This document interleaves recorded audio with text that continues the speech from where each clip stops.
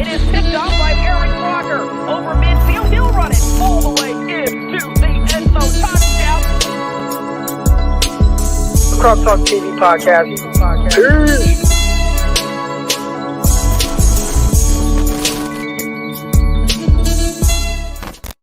Welcome to another episode of CrockTalk TV. I'm your host, former NFL and AFL defensive back, Eric Crocker. And obviously today, man, we got the pregame show. We got the watch party, man. We going live, baby.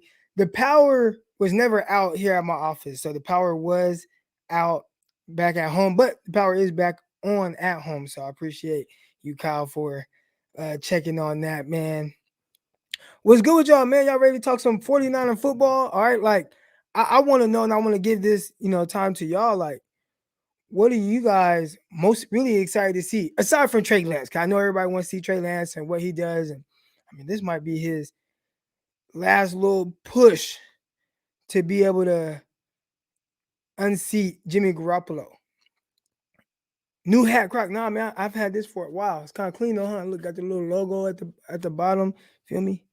I haven't worn it in a while. I just unpacked a whole bunch of stuff moving into my new home. So I was like, man, let me throw on this old 49er hat I got.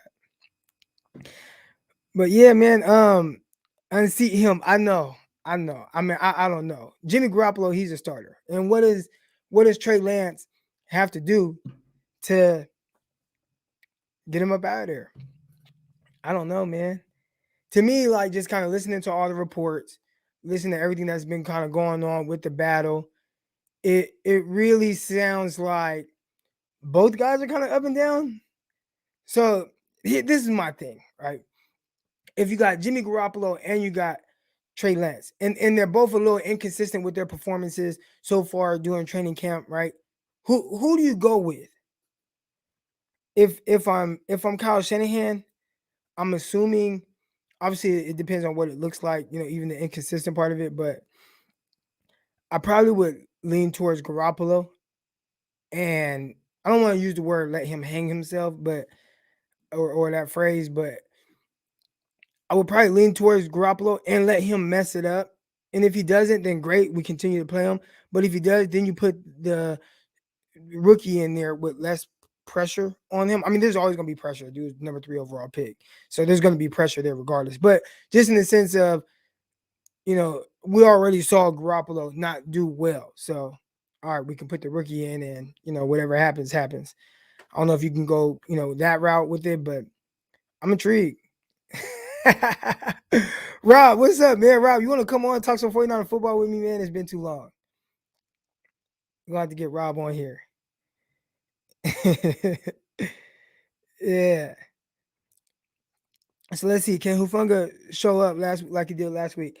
Hey, it was definitely interesting to watch Hufanga last week because this was my issue with him. Like Hufanga was like a bit of a tweener, right? Like he was a guy who played at around 215 pounds or so at USC. I think that's what he was listed at. I'm not exactly sure what he played at, but he looked like a bigger guy, right? Looked thicker, lower body. And, he was flying around and everything. But like one thing I noticed was he always seemed to be like a step slow, right? Like just like from certain plays. Now he make plays with great instinct, but some plays that where he needed maybe a little bit more natural athleticism, I think he was kind of lacking there. So it was definitely interesting to see like how's it going to translate to the NFL. One thing he did was he lost a lot of weight for his pro day. He weighed in at his pro day at about 6 foot, 6'1", 200 pounds. I mean, that's the size of cornerback. You know what I'm saying? That's the size of not Deommodore Lenoir, but Ambry Thomas. Ambry Thomas is like that size, damn near. So he slimmed down the run, and he still didn't run very well. I think he tested like even after slimming down, ran a 4.67 or something like that, right? So I'm just like, man, like I don't know. Then they're coming in talking about he's going to play some type of linebacker position, and I'm like, man, like you have a guy who is built like a safety where he tested, but played more like a linebacker at USC, more in the box and did those type of things. And I was definitely curious to see like how's this going to translate to the NFL. And I wasn't high on it because even if you look at guys like, Jaquiski Tartt, like dude's like big, he's naturally bigger and just way more athletic than the Hufanga. You know what I'm saying? So I was a little bit leery of him, and obviously, like other teams were, 49ers were as well. That's why he wasn't, a high draft pick, even after, coming off of a season where, he was like Pac-12 Defensive Player of the Year or something like that. Like he had some good accolades, so whatever it was. And I mean, the first preseason game, it was it was good. I said, okay, maybe I was wrong. And again, I don't want to judge a guy off of one preseason game and just say like, oh, I was just completely wrong. But I would say in the sense of what I thought it would look like, I was wrong with that.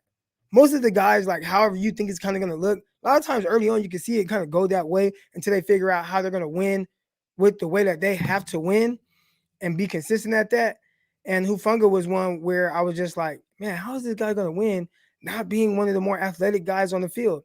And he showed pretty good instincts. I thought he played fast. So regardless of the fact that he wasn't very fast, he played fast. I thought he even played faster than what he played at USC. So I think he trained a lot with Troy Polamalu. Maybe that helped him out a lot.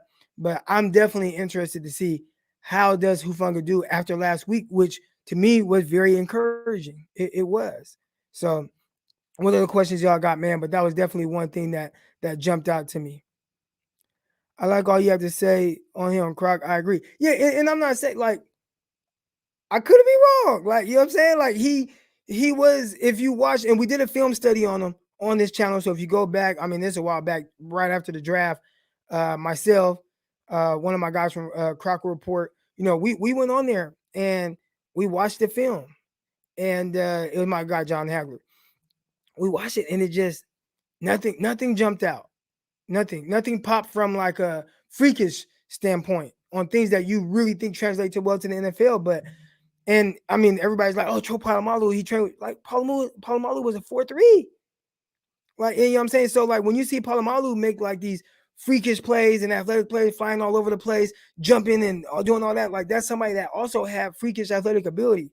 And Hufanga was like the complete opposite of that. Now he played like that with like this reckless abandonment, but on film, it was like, well, you see him, if you just watch highlights, looks sweet. But when you watch the actual games, I'm like, man, he seems like a step late on a lot of plays where if you watch more freakish guy, he makes this tackle or he makes that tackle or he breaks up this pass or he's finding space.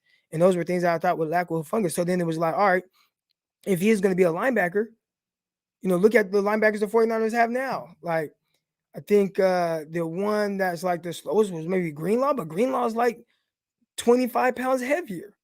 You know what I'm saying? And the same, and they were like the same. They tested like similar, but Greenlaw tested similar with like 30 pounds on Hufanga.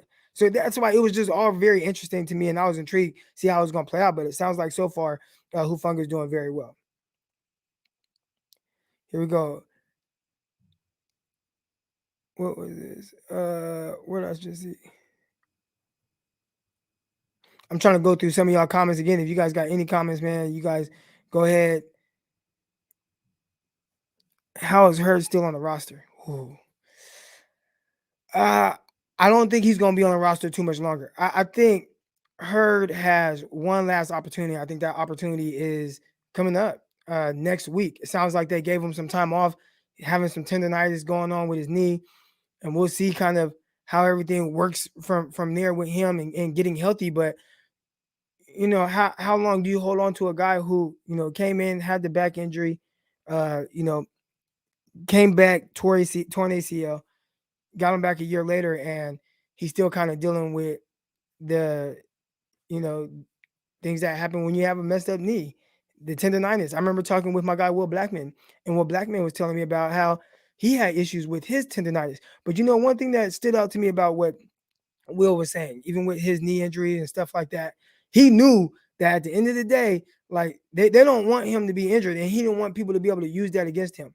So Will would not tell them, like if his tendonitis was hurting or whatever, he would go to a doctor off-site, like not a team doctor, wouldn't go get any treatment or anything. He didn't want anybody seeing him in the treatment or anything like that. He just wanted to go in and go into his own doctor. So his team didn't really know everything that was going on with his knee. And with Jalen Hurd, that probably could help him, but then he'd have to be on the field. So I don't know, man. It's definitely intriguing. We'll see how it all plays out.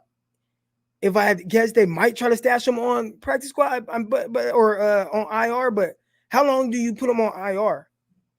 And I'm pretty sure Jay York is like, look, man, like, I mean, I know it's not a ton of money, but I've been paying this dude. He was a 3rd-round pick. And his split, when you go on IR, you don't get your full amount that you signed for. I remember when I signed my contract, it was 3 years. First of all, you only get what's guaranteed to you. All right. But my contract with the Jets was 3 years, $1.4 million. And but I saw the splits on it. So there's splits like IR splits. So say if I was in training camp and I would have tore my ACL, I was scheduled to make my rookie year $405,000. At that time, that was like the minimum. But if I would have tore my ACL in training camp or preseason or whatever, I was only going to get $188,000. Like, that was my split. So when you do go on IR, like, you don't get your full amount. So maybe they're just like, well, I mean, he's been on IR 2 years in a row. We haven't paid him a ton of money. So we know he has a lot of talent. Maybe we can keep him around a little bit. Hey, Croc, which Niners DB reminds you the most of yourself? Ooh, man, that's a great question. Probably a guy that's no longer there. Right? Because, I mean, I was, we're talking about 6'1", 200 pounds. And, I was a 4.55 guy in the 40. And I could feel that. You know what I'm saying? Like, I could feel not being the most athletic guy. Like, everything that I had to do, I had to, like, try harder to keep up with guys. You know what I'm saying? So it's tough to make it in the league when you have to play kind of like that. So some guys have mastered it. Richard Sherman, he's done an amazing job being able to master not being the most athletic guy. And I mean, I say Richard Sherman, he ran a 4.57, I believe, but he ran it at the combine. Like, if I would have ran my 40 at the combine, I probably would have ran in the 4.6s. I ran a 4.55 hand time. So a guy that probably reminds me the most of myself probably ain't on the roster anymore. So there's that. John, man, I appreciate it. I appreciate the love. Hope the channel blows. Hey, I hope it blows up too, man. I hope it blows up. I just try to come through and give y'all my perspective on things. And obviously, 49er fans, man, like, you guys, me included, we are spoiled with a ton of terrific content creators, whether it's 49er podcast, whether it's film guys, whatever it is. I try to bring a different perspective, and I think that's why even on Locked On 49ers and what I had with Striking Gold as well with Rob Louder, but also Locked On 49ers with Brian Peacock, is I think we have a good dynamic going that I don't think you can get from other 49er podcasts, right? Like, you have the guy that, covers the 49ers from a more professional standpoint, and then you have my standpoint of being a former player and also kind of a coach, and I look at things from that perspective. So I try to also bring that to here. Y'all see I got the dry erase board back there now. So, hey, man, it's about to get crazy, man. Finna be drawing up plays and all type of stuff. But not that y'all care about plays, but I appreciate the love. I appreciate the contribution. Contributions are greatly appreciated. Yeah, so they said Debo is suiting up. He didn't pull his hammy. He has some kind of growing tightness or whatnot. I'm interested to see why he's playing. I want to know why Debo Samuel is playing, because typically the way training camp works and preseason, you just want to get through and make sure that all your guys are healthy heading into the season. And it is definitely interesting that he's suiting up after kind of tweaking something a little bit. They have guys that don't even have anything tweaked, and they're sitting. And you got Debo who tweaked something, whether it was just a little tweak or a major tweak, whatever, and he's suiting up. I don't know. That's interesting. Now, Joseph, I appreciate the comment here. Debo for Henderson. I don't think they'll do that because Jacksonville already has a Debo. They got Laviska Shenault. So they already got a Debo. So that's a no-go. Hey, Croc, love the channel and appreciate the content. Appreciate you. Yes, sir. Yes, sir. Who's your favorite DB? Jalen Ramsey. Jalen Ramsey is my favorite defensive back in the league. I love the way Jalen Ramsey plays. I love the way he carries himself. I love the swagger. I love like how he's a trendsetter. I love just the confidence in which he plays. He doesn't back down from any challenges, and he's one of the rare guys that, although he's a bigger guy, he also can guard smaller guys, and you don't see his movement skills necessarily really hinder him. Now they are showing some versatility now, and they kind of lined him up in the slot. I don't know about that. I don't know if they're lining him up in the slot just because they did some of that last year too with him. Remember, he got an interception against the 49ers. All right, we're talking about Jalen Ramsey. And this is why he's my favorite. He picked off one pass and he forced another interception in that game. But was that last year or the year before? No, that was 2000. That was 2019, the Super Bowl run. But he forced 2 turnovers that game. And one he actually made from the slot. And I thought it was crazy what they did. He motioned across the field with George Kittle. And I'm thinking man coverage. They got Ramsey. He's matched up against George Kittle, man coverage. And what he did was he looked like he was in man, and he was kind of in this slot position. And then he, at the snap, he kind of fell off into a zone. 49ers threw a corner route. They tried to, and you saw Garoppolo try to drill a host shot, almost really like the exact same thing that happened with Trey Lance last week, just from a different position, but for the most part, same concept, right? Trying to high-low a defensive back, and Jimmy threw that, and Ramsey came out of nowhere and picked it off, undercut the ball, picked it off. And the other interception that he forced is when they tried to throw a slant on him, and he got his hand in there, punched the ball, and it popped up, and Rams picked it off. But that's the type of ability that Ramsey brings to you, man. He can guard different guys. It doesn't matter where they line up. And just, again, the way he carries himself, the way he challenges himself, definitely my favorite defensive back in the league. Love the way he plays. So I appreciate the question. Got me going a little bit on my guy, Jalen Ramsey. Dude's great. Jair Alexander is better. I love Jair too. Love him. Love Jair. I love the way he talks. I got to put out this clip because they kind of I was watching the preseason game against the Packers, and they got to talking to Jair Alexander, and he was like, they were asking him like where he thinks he like ranks pretty much amongst other cornerbacks, and his answer, his response was like, I like this dude, bro. And he basically was like, man, look, I do this, this, this, and this, and this, and that's what makes me the best. I'm paraphrasing it, but essentially that was his comment. Opinion on Derwin James. Hey, I love the comment. I mean, I know we're supposed to be talking about 49ers, but man, I love these comments because you guys get me to think a little bit. Derwin James is amazing, man. He gotta stay healthy. Easily could be one of the top safeties in the league. Now, I don't want to say easily can. He is one of the top safeties in the league. Dude's a freak. Talking about, I think his rookie year, he was like first team All-Pro. But he just got to stay healthy. He got to stay healthy, man. Got to stay healthy. But he's tremendous. Don't forget about Trey White. I like Trey White. Now, and again, real quick, if you guys aren't already, make sure you guys subscribe to the YouTube channel. Make sure if you're not already, hit that like button. We've had over 140 people in here, still over 100 right now. So I should have over 100 likes. So if you're in here right now and you're watching, make sure you guys hit that like button right now. It helps with something. I don't know what, but it helps with something. Trey White, like him a lot, like his ability, like what they do with him.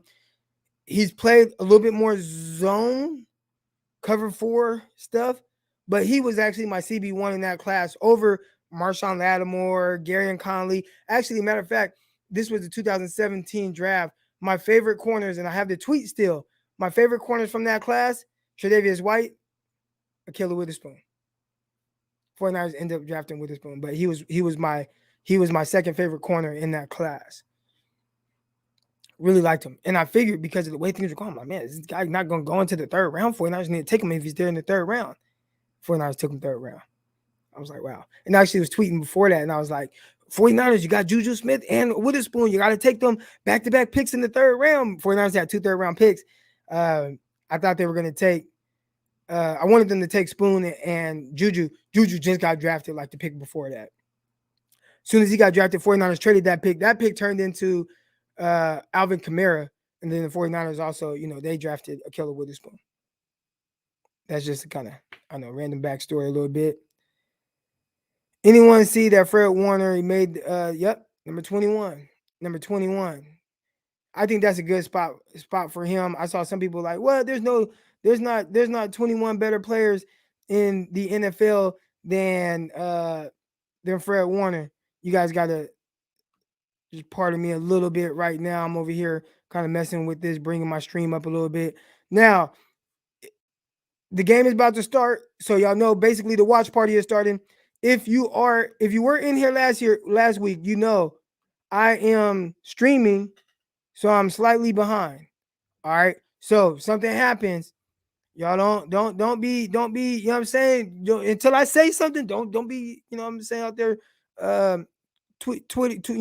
commenting in there and all that, because I probably ain't even seen the play yet. So here we go. Live preseason games. I'm watching right now on, actually, let me square this up. Trying to pull up the game, y'all. Excuse me for just a minute. Here we go. And boom.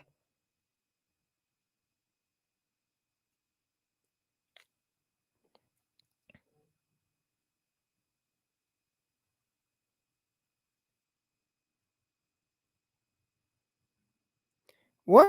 I can't watch it live? Hold on, y'all. Somebody send me a link to watch the game, because I pulled up my I got Game Pass, but it ain't let me watch it live. What's going on with that, man? Hold on. I can't miss this. Let's see. I know I have a damn, it's in my other phone.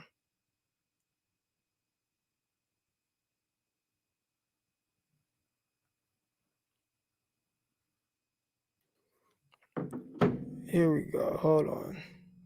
Hope y'all doing good, man. I'm ready to talk some 49er football, but I got a link saved somewhere so I can watch this live. Because I was trying to watch it on Game Pass, but it ain't letting me. It's saying that it's in my market or something like that, so it won't let me watch it live on there. So now I gotta look through. I got one of them. Oh, here we go. Somebody sent the link. Football streams. Let's watch. Boom. Watch. Boom. Do I get it? Hold on.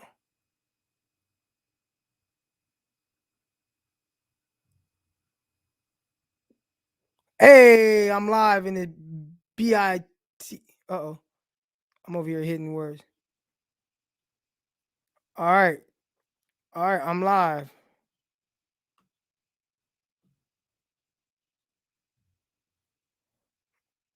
All right, here we go, y'all. Okay, so I'm back.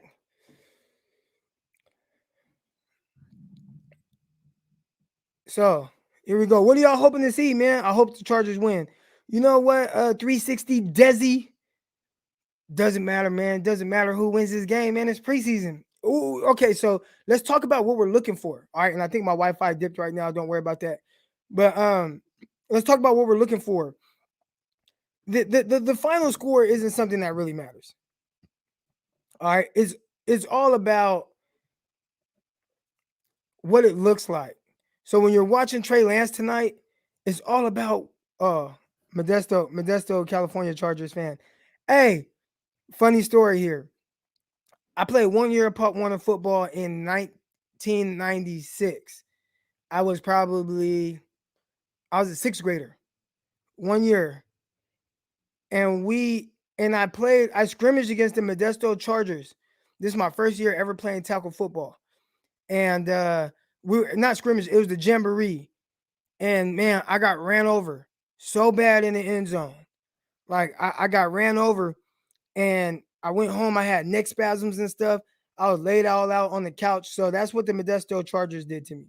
I'll never forget that. Sixth grade, my first time ever playing contact football. Matter of fact, that was the only time I ever played Pop Warner. I got ran over. I didn't have this illustrious Pop Warner career. Everybody else, all my friends, everybody, you know what I'm saying, they all out there running, touchdowns and all type of. Not me. I got ran over. offensive line. I'm definitely intrigued to see the 49ers offensive line. I mean, that's definitely something that, when you look at just Trent Williams being out, like, is Moore going to start at left tackle again? 49ers lost Justin School for the whole year to IR with a knee injury. You know what I'm saying? Like, that was tough. So who's filling in for Trent Williams, who's not playing in this game at all? I want to see how Kyle Shanahan offsets that. Like, how does Kyle Shanahan offset not having the greatest of offensive lines? Does he move the quarterbacks more? Do they, and the game should be starting any minute now, but do they move the quarterbacks more? Or do they continue to have Trey Lance in there looking like a sitting duck? I didn't really care for that.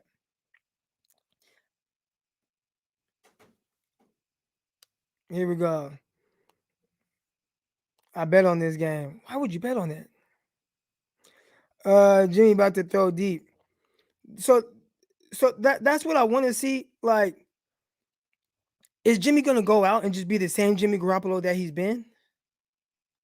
Or, is he gonna show us this different element to his game that we just have not seen?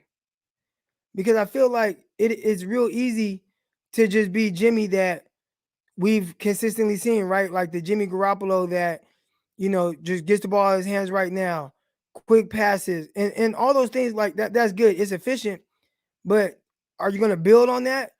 Because in my opinion, right now, like that's the aspect that's why people want to see Trey Lance in there. He brings an element to the offense that Jimmy Garoppolo has not been able to expand on. I think this is interesting. Don't make stupid mistakes if he's going to throw deep. The issue is they've done a lot of short throws, and Jimmy Garoppolo has made stupid mistakes. So, which I'm curious to see what he does. Hold on, real quick, y'all. I'm gonna reset my not reset my Wi-Fi, but I'm gonna switch over to.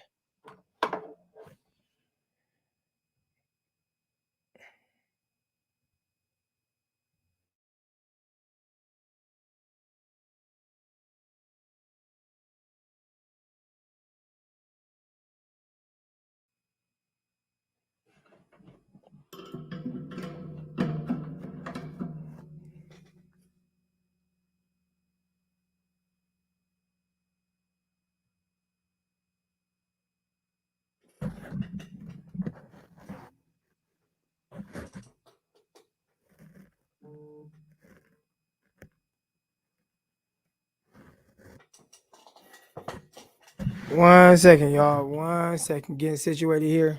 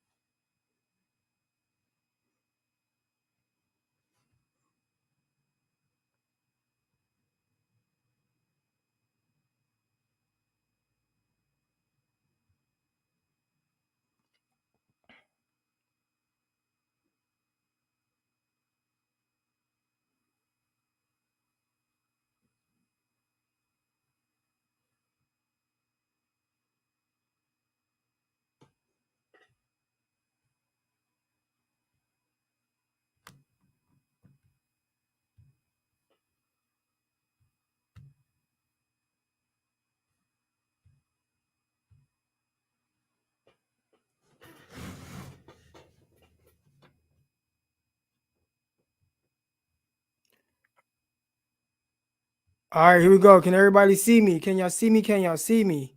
Try to get my webcam set up, but it's looking like it's kind of acting up right now. But I'm back. Here we go.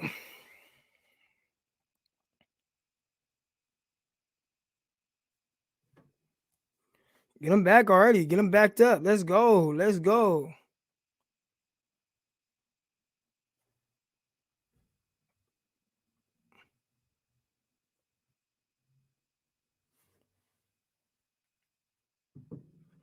What did defense number 93 hold on? It was a screenplay.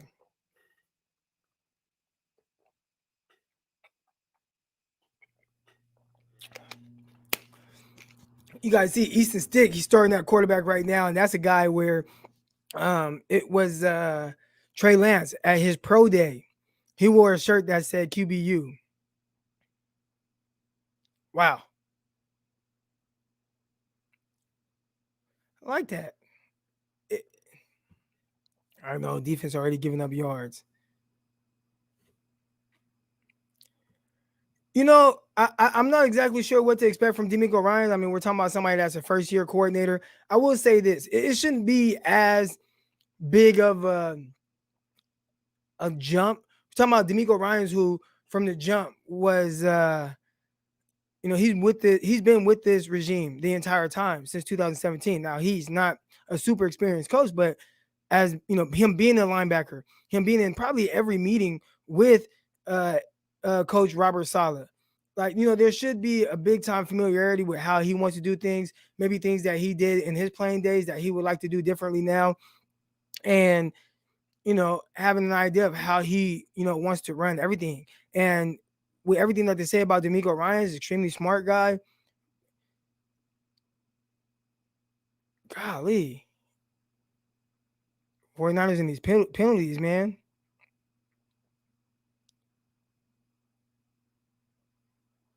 That's you got to move your feet. That's Embry Thomas too. I mean, they could have called on Embry Thomas or Webb.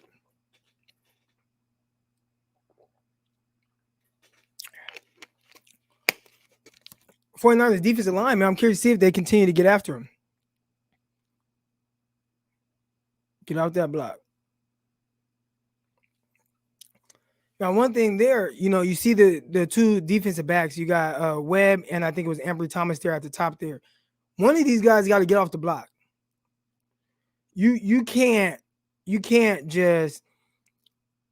I remember when I was in camp, and maybe because I was an undrafted guy, but the coach told me, like, if I let this dude block me again, he would cut me. I believed him. So I ain't let dude block me again, but that's how serious you got to take getting off the block. Now, receivers, obviously, I mean, they're paid to stop block as well. But as a defensive back, man, you got to get off that thing. You got to get off.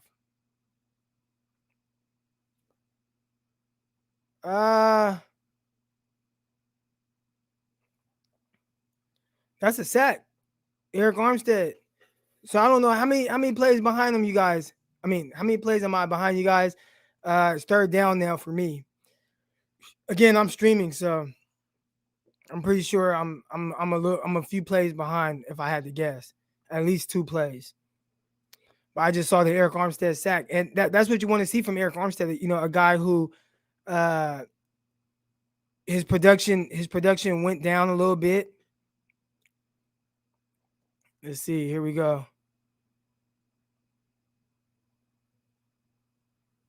Okay.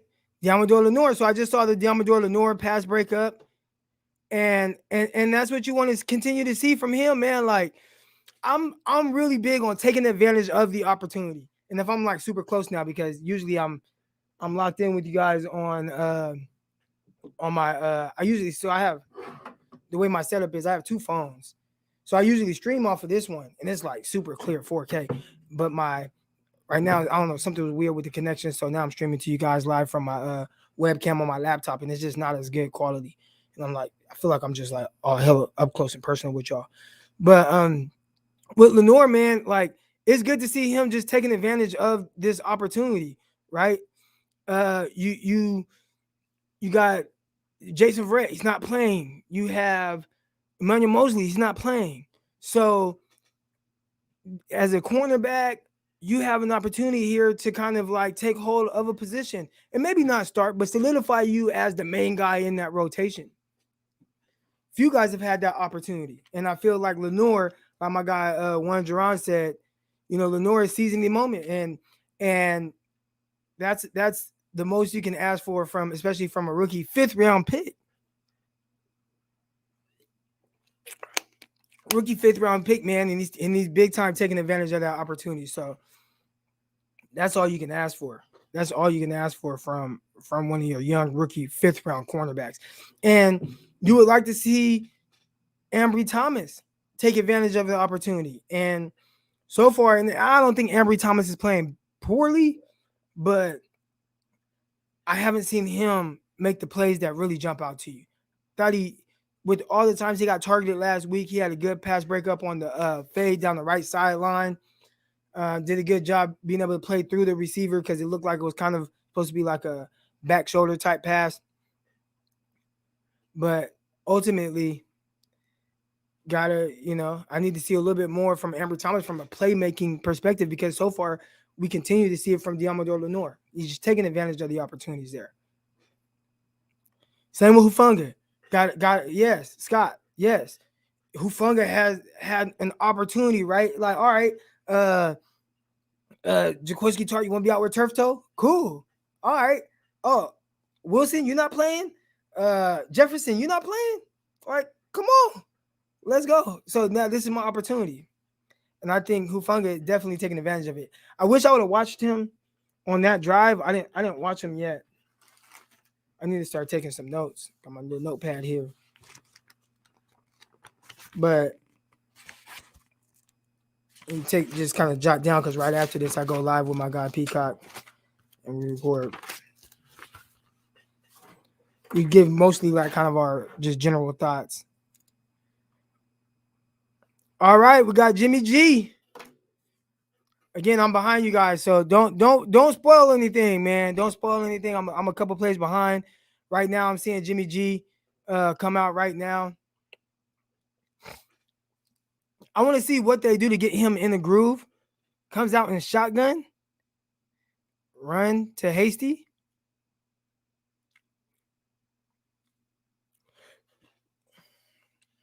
Debo Samuel out there. Hasty is he's an intriguing runner.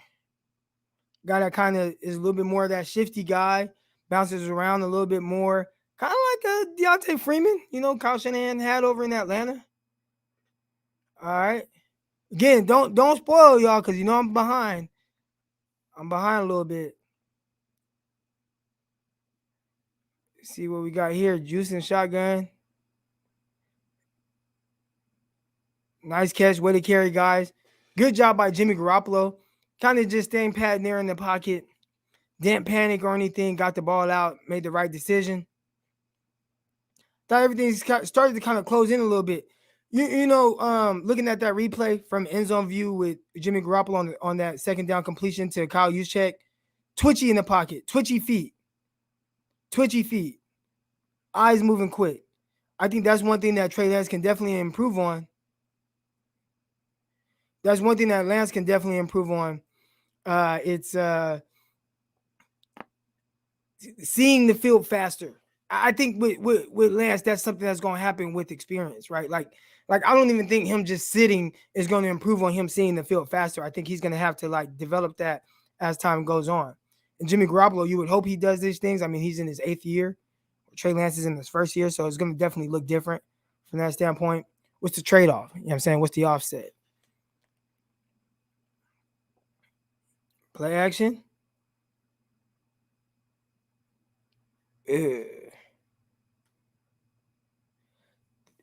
Third and 7 now for me. And, Jimmy Garoppolo just missed that ball. Kind of a deep to intermediate pass. And I think it's still encouraging, because I like to see him drive the ball a little bit. Like, I just like to see him attempt those things, because it seems like he's been a little reluctant to drive the ball down the field.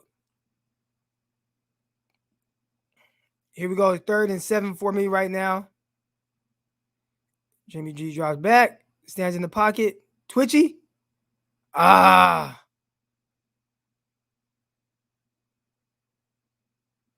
All right. Got a holding call.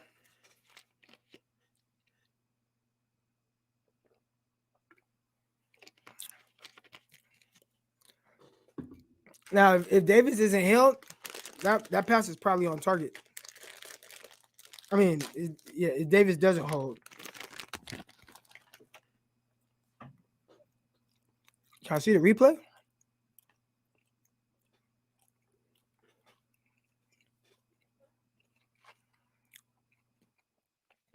See, I don't know Jerron, I don't know if the throw was bad or if it looked bad because the holding call. Like if he didn't get held, would the timing had matched up a little bit better?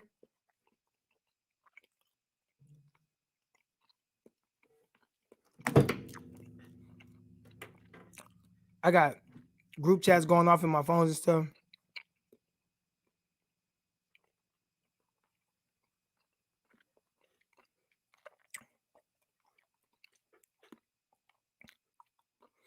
Yeah, that's what I'm saying. It's like, would that have been the completion if he wasn't held?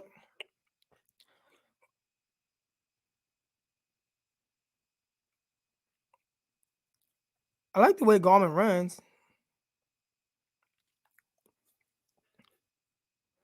Yeah, so I think so too. I think Jimmy,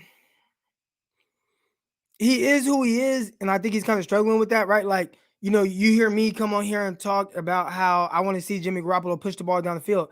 And I think Jimmy might know, like, well, Croc, like, that's just not my game, right? Like, I'm not that guy. You want me to be this guy that pushes the ball down the field, and it's just not me. And I think he's comfortable doing the things that he's comfortable doing, like that, throwing on first, throwing that 5-yard hookup to whoever that was. I couldn't see. Was that Dwelly? Yeah, so Dwelly just runs a quick 5-yard stop. Oh, that's not Dwelly, that's Warner. And he just gets the ball out now. Boom. Flicks it out. Still a little high, but gets it out. And I think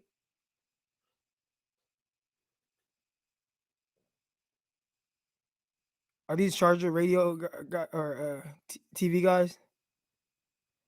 Look at Jimmy G. That's what you want to see from Jimmy. Running for first downs. Whoa. Whoa.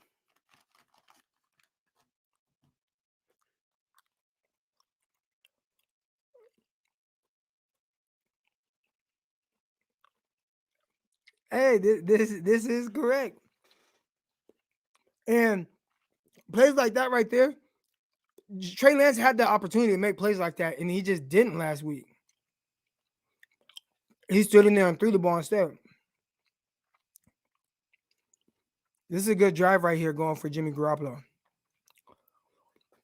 And it's nothing special, right? Like, but what has he had? Couple completions that resulted in moving the sticks. And I think that's what Kyle Shanahan wants to see from him. Like, just move the stick, just be you. Don't listen to Eric Crocker, who wants to see you throw the ball down the field. It's not you.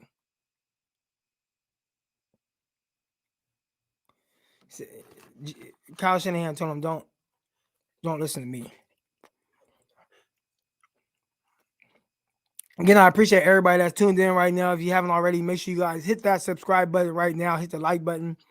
If you're watching from Periscope, head over to YouTube, man. Hit that like button for me. Let's see. All right. It's 3rd and 4 for me. So it's going to have to be Jimmy again. Who's that in the slot? Is that Sanu? All right, Jimmy, step up. Ooh. Marked him short.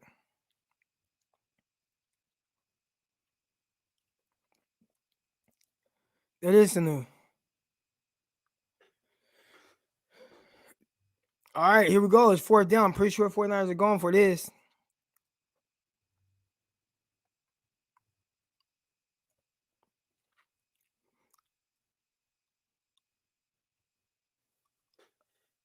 All right, here we go. It's 4th and 1 for me. Are they gonna? Got it. This is a drive right here, folks. This is a drive. And again, these are the things that they want to continue to see from Jimmy Garoppolo, or really just their quarterback. Is uh, Ayuk hasn't received the ball yet. Why? Well, he did throw it to him one time, and they called the holding, so there was that. But no, I'm not. I'm not showing the game. I think they like kick me off YouTube or something if I'm showing the game. So I can't show the game. 1 second, Joe.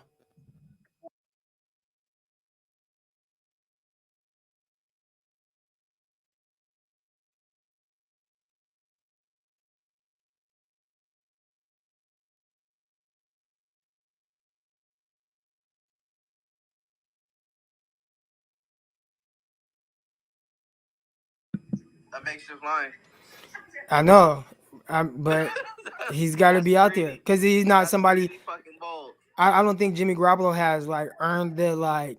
Oh, we're just gonna sit you, right? Like I don't think they view him like that. No, obviously they're telling you right now he's expendable. Yeah, so it is kind of bold though, right? Don't tell me what's going on because right now, I'm a couple plays behind. It's 3rd and. Oh no, I don't see nothing like horrible. No, I'm saying like don't tell me what's happening right now because I think I need to get off the phone. All right, Actually, here, no, I want your reaction. all right. Well, it's 3rd and 10. It's 3rd and 10 for me. So. Okay. Oh no, 3rd and 12. Excuse me. Okay. 3rd and 12. All right. So you got Ayuk going to motion across. Jimmy drops back. Interception. But it's like I know, and I'm watching it with all my folks on YouTube.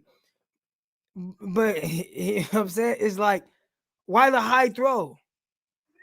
Why the high throw? And what people, and this is what's gonna happen. People gonna be like, oh, you got hands on it. You're supposed to catch that. But like when something is hot and high, it's kind of hard to bring that in when you're fully stretched out. Not only that, across the middle. Going across the middle at that. Going across the middle. Like, when you go across the middle, that ball needs to be on point. Like what are you doing? Set him up to get murdered. Right. You got to bring that down. But this is my thing though. All right, but this is my thing though. You like, I expect that high throw from the rookie. Like Jimmy, like you can't make that. You can't make that throw, that mistake. You can't miss high. Yeah, he had no business missing that throw. He was set when he threw it and everything. And that's my battle with what do you lose going with the rookie as opposed to Jimmy Garoppolo, because if I want somebody to throw a pick throwing high, I might as well go with my rookie where he gets that experience as opposed to playing Garoppolo, who you don't want making those mistakes. No. Because Jimmy G, for you guys, have always, from my understanding, he played better than he practiced. No, he turns the ball over a ton in the games. Yeah, he does do that too. I ain't gonna lie. He's looking him dead in the eyes. He's very efficient on 3rd down, and I think that's what ultimately helps him like the most. I mean, aside from missing out on 3rd down just now, but so I got a lot of people watching right now, and they're like Asante Samuel, like that wasn't Asante Samuel got the pick, and that's great, but that was a Jimmy G throwing high, and that's people also too. They don't know nothing about nothing, so now they're gonna see. I didn't like Asante Samuel coming out. I did. So now people are gonna be like, "See, we should have got him." Like, no, fool. First of all, he was beat on that route. Yeah. And I think like Brandon Ayuk, it's like, well, I want you to be who I think you are. So you got to come down with that ball. But even then, man, there was a lot of traffic in front of him too. Like you can't be jumping like that across the middle, bro. I'm telling you that right now. Yeah. All right, man. I'll holler at you, bro. All right. So obviously you guys heard the reaction from me and my brother having that conversation. That's my big bro. He's a Cowboy fan. And you see it, and this is what you guys don't understand. The more stretched out you are, with trying to catch the ball, the more extended you are, especially over the middle, the more you lose that strength in your hands. All right. So as I get fully extended, I start to lose a little bit of that strength behind me with my hands. If I'm in here, it's boom, I'm good. Boom, I'm good.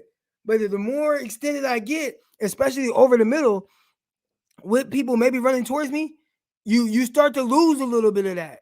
So it's like, bro, get the ball down. Get it down. You know what I'm saying? Get that ball down, man. No excuses, man. And now again, like if I'm gonna have those type of hiccups, then I'd rather have that from my rookie. I'd rather have that from my rookie. If I'm a go through that.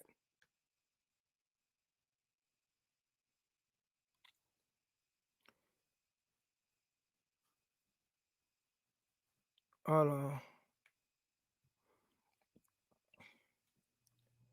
Again, if you haven't already, make sure you guys subscribe. Hit that subscribe button right now. Make sure you guys hit that like button if you haven't right now.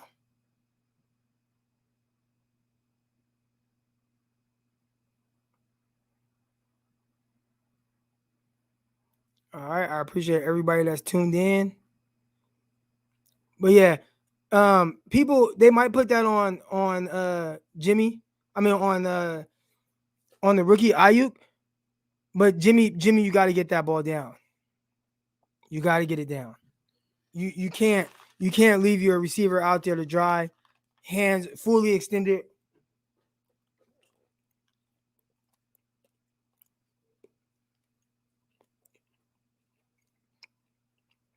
I'm reading some of y'all comments.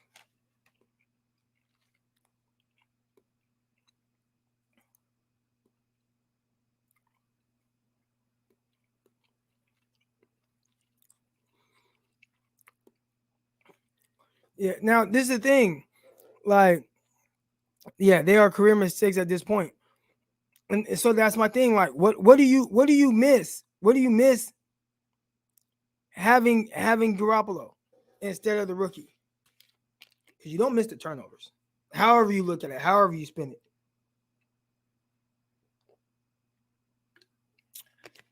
And Scott, he don't even got to put it like on them. Rich, ideally you want that ball on you, but don't leave me out to dry over the middle. You know what I'm saying? Bring it down a little bit. If I gotta catch it right here or here, okay. But when you gotta leap and you're fully extended, you start to lose a little bit behind you. I gotta start paying attention to Hufanga.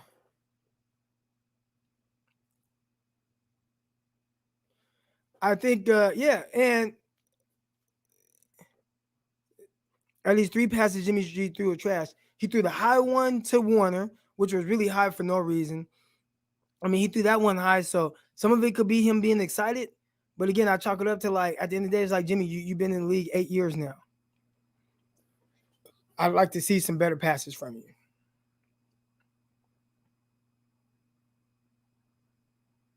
Woo! Oh.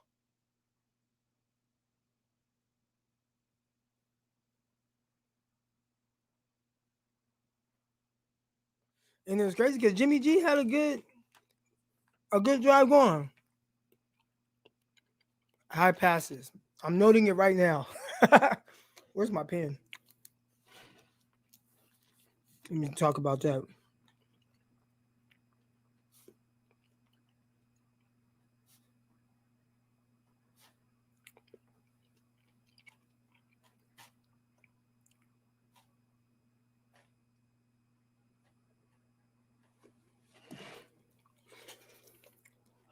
High and over the middle, like, bro. And then we all know you know what I'm saying? Tips and overthrows.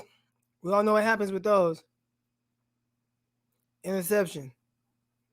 Kudos to Asante Samuel, but like my brother said, like, that wasn't really an Asante Samuel thing. That was really more so Jimmy G high pass.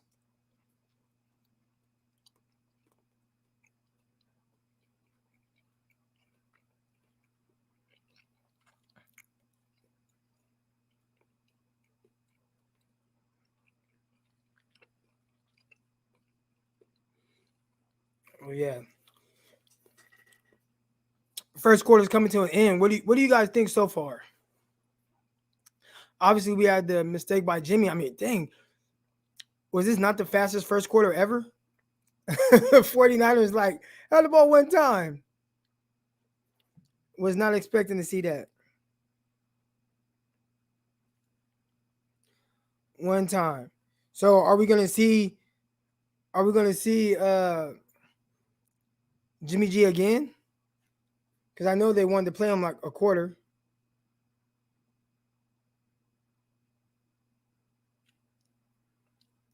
But I mean, part of it was the fact that Jimmy Garoppolo's drive was just hella long.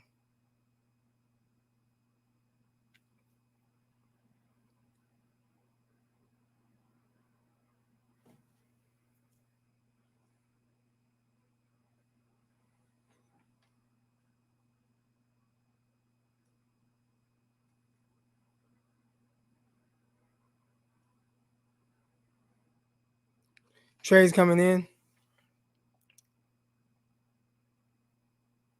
Who we gonna hate if Trey plays bad? So CJ, here's the thing. Or my bad. Here we go. Here's the thing. I think if Trey plays quote unquote bad, it's not so much a hating thing. Even with Jimmy Garoppolo, it's not a hate thing with Jimmy Garoppolo. It's a you've been in the league for 8 years, and you kind of are what you are. You know what I'm saying? And at the end of the day, he's somebody who has definitely turned the ball over way too much throughout his time. I think everybody looks at 2017 and is like, you're not getting the Jimmy G from 2017 again. The days are over, right? And I'm like, well, what was Jimmy Garoppolo in 2017? What was he? Jimmy Garoppolo in 2017 was someone who in 5 games threw 7 passes and 5 interceptions. Like, that's not earth shattering. That's not like balling. I think where Jimmy G was really good there was, man, he was efficient, right? Third downs, he was moving the sticks. You know what I'm saying? Third downs, Jimmy was moving the ball, moving the sticks, keeping drives going. It wasn't anything crazy, but it was like, this is some solid football from your quarterback position after having the guys prior to him, CJ Beathard, Brian Hoyer. You know, so I think everybody if you really go back and look at Jimmy Garoppolo in 2017, like it literally looks like the same quarterback. Like it looks like the same quarterback. You bringing up, you opening up some bad wounds there. We don't really like to talk about that play.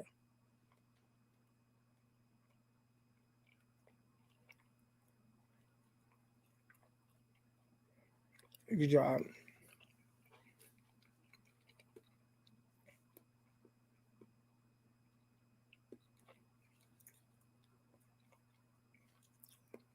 I'm not gonna run another play, but I think it comes off as like hate when people talk about Jimmy Garoppolo, but really it's just like, nah, man, like this is just what we've seen from him, and it's like he's solid. Go back and watch a lot of those 2019 games. Go back and watch 2017, watch 2018 pre-injury, and watch 2019, and you're gonna see one consistent thing. It all looks the same. It all looks the same. It all looks the same. There was the biggest thing he had going for him. He had some good games in 2019 against the Cardinals and against the Saints that everybody kind of alludes to. But there were a lot of average games in between there and some games that weren't that great. I mean, there were games he was throwing for 180 yards and the 49ers were winning. Look at the game against Carolina Panthers. 49ers scored 51 points. 51 points. And Jimmy G threw for like 180 yards. And like, I think he had a touchdown and an interception. Like, it wasn't great. It was just like, all right, like, you know, we can win with what he's doing with this defense and this run game. 49ers had second best run game in the league, only behind Baltimore Ravens. 49ers had the number 1 defense in the league. That was the recipe. and Jimmy just being better. Like now, Jimmy, you go be better than CJ Beathard and Brian Hoyer. That's. But if you actually just go and watch the games in the sense of what it looks like, see, like okay, like great question. Didn't he light up the Jags? Which was once a 0-10 roster. All right. One, he threw for 240 yards. So I wouldn't use the word light up. He threw for 240 yards.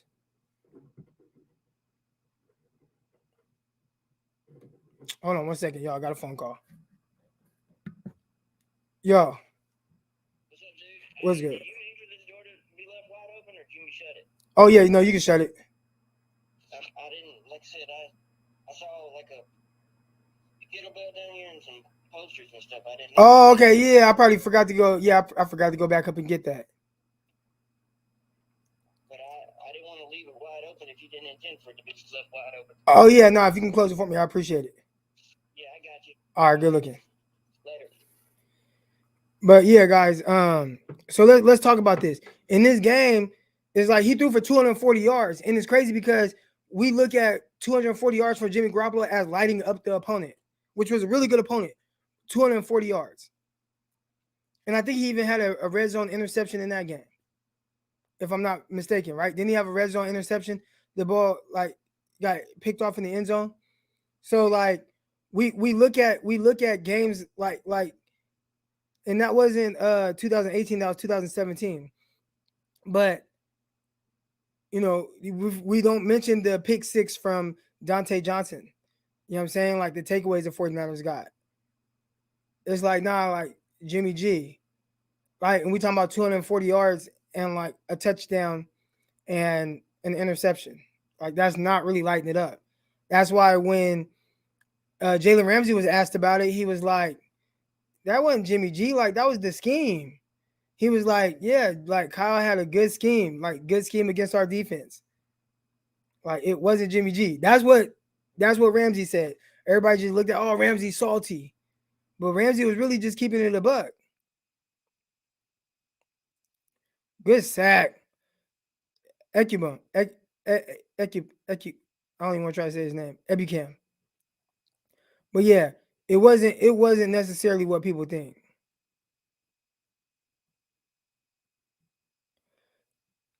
I think this, and let's add a little bit more context to that 2017 team that went 0-10, right? That started off 0-9, excuse me. That team started off 0-9, and at one point lost 5 straight games by 3 or fewer points. So it's not like that was a team that was getting blown out. They needed a little bit better quarterback play, and they got it from Jimmy Garoppolo. Like they were on the verge of winning games. Now look at it like this: what if Jimmy Garoppolo was able to? What if Jimmy Garoppolo was starting there the whole time?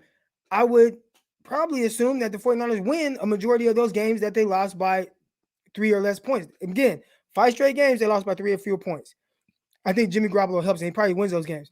Now, if he wins those games, what does that team look like now? Do we still look at that team as a doo-doo team, or do we look at that team like, damn, this team won 11 games? You know what I'm saying? Like, those are the things, you know what I'm saying? We got to start using a little bit of context of what it looked like. And I'm not saying Jimmy G didn't do something great, because he did. He stepped in, he won 5 straight games. But let's look at the games. Like, what does it look like? 49ers didn't score a touchdown, but beat the Bears. All right, here we go. So I guess we got our answer to Jimmy Garoppolo and him playing the quarter, because now I see Trey Lance in the game.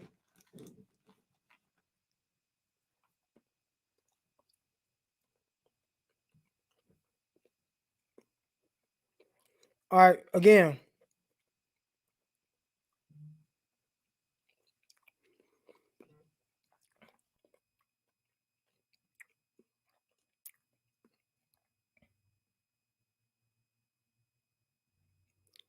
All right, here we go. So we could talk about it a little bit, but I don't want to diminish what Jimmy G is, like from that standpoint, because when you start talking about it like this, it almost comes off as if I'm like hating on him. And I'm not hating on Jimmy. Like I think Jimmy is a solid starting quarterback. I think he's a top 20 for sure starting quarterback in the NFL. And I think there's definitely value with having him. Do I think that what Jimmy is enough for me to say like I should undoubtedly start him over the third overall pick? No. So I'm not like saying that there's not value with him or that he doesn't do things well. I think what Jimmy G does do very well is he's terrific at moving the sticks on third down. I think he doesn't, and that's the money down. So you do that, you could play probably a long time in the NFL, and I think that's definitely has helped him lead to wins.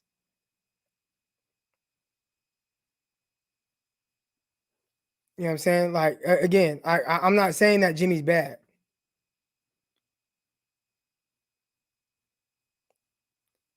No, Cowboy. No, see, I'm not even going this far with Jimmy. Like a best backup. No, Jimmy is a legit starting quarterback in the NFL. Legit starting quarterback.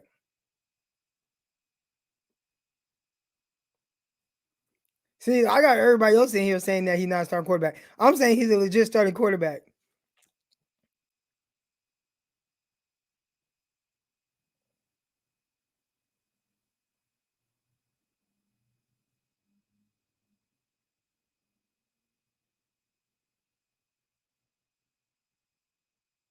Yeah, he's a legit starting quarterback in the NFL. I think he's a top 20 quarterback. He's in that range. He's right there. Because there are some guys lumped together where it's like Derek Carr. I think we all agree that we probably take Kirk Cousins over him. But this is the thing, though. And it's weird. Because Kirk Cousins, I think he does more kind of like quote unquote special things. But I think Jimmy G is just more efficient on the money down. All right, here we go. Trey Lance. What they going to do with him?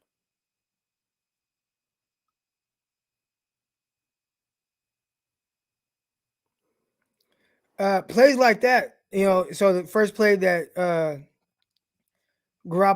first play that Trey Lance is in, and you see the kind of the read option look, and I think that's going to help open up some like run lanes for the 49er running backs. Just having the threat of a Trey Lance who could pull.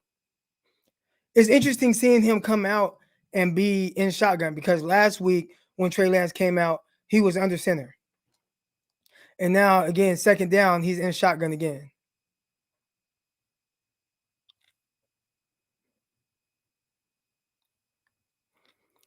Now, here's another interesting thing, and I have to look at the rest of the offensive line, but they got Trey Lance in with the starters. So come out, little completion, get them going. And Cousins. Yeah, I think Sermon got banged up.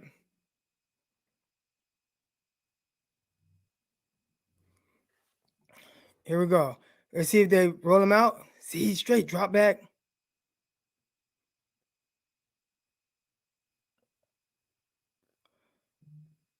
See right there, like, why are we doing a straight drop back with Lance right there? Why can't we move him? Why can't we get Lance on the move there? I would have liked to see a boot right there. Get him a move. Continue to get him those easy completions. You came out and you ran hitches. Boom, he fired it in there, got a first down. Now let's come back and let's hit him with a boot and get him on the move. Instead of a straight drop back. Now he's in the pistol.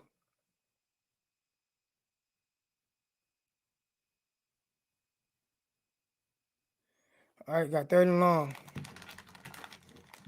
Really, and again, it's third and long for me. I'm pretty sure y'all have seen already what's kind of going on, but I want to see Trey Lance move the sticks.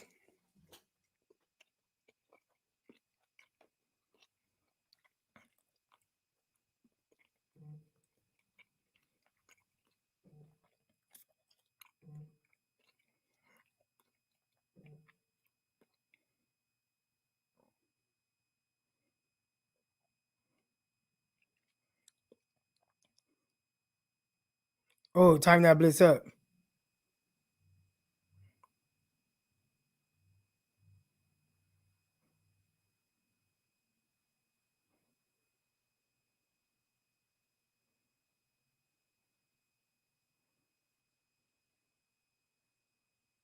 Ah, yeah, he threw that. That's a bad ball.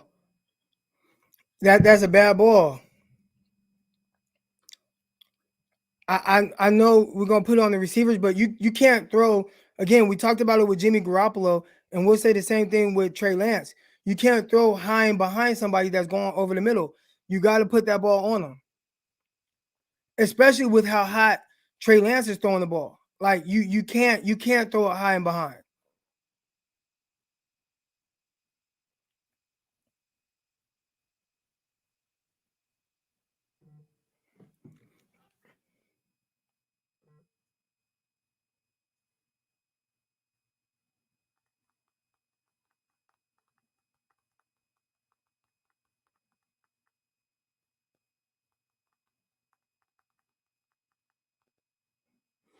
But now here's my thing.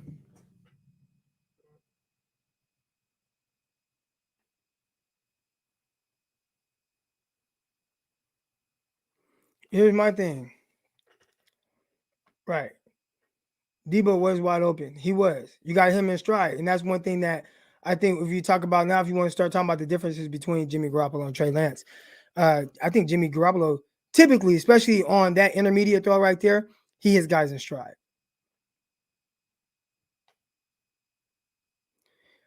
Appreciate the contribution, Antonio.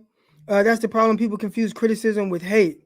What we are seeing in the difference when we actually have talent on the team and compete with Jimmy Garoppolo. Yeah, like and I appreciate the contribution again, Antonio. I really appreciate that. Uh, yeah, I wouldn't even say it's like, I guess you could say it's criticism, but I don't. I mean, I just call things how I see it. You know what I'm saying? And from Jimmy Garoppolo, I think he does things well. I think right there in that moment, I have faith that Jimmy Garoppolo hits Debo in stride, and it's a big game. Where Trey Lance threw it high and behind, can't do that, and he puts a lot of mustard on his passes. Like he's throwing with some heat. Now, does Trey Lance settle down and get more comfortable? And I think I have more faith in the fact that Trey Lance can settle down and start to get more comfortable throwing those passes, and he'll improve on that than I will Jimmy G, improving his deep ball or not turning the ball over. So it's like, what's the trade off?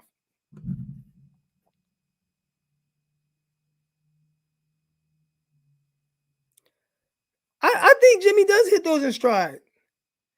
I mean, you look at, shoots that touchdown against the Packers, slant in stride, multiple passes like that against the Saints in stride. Like I think Jimmy typically slants. That's one route, man. Like there might be some things that Jimmy can't do. Like he's not really throwing the ball downfield, pushing the ball downfield from that standpoint. But Jimmy gonna hit some passes over the middle, slants.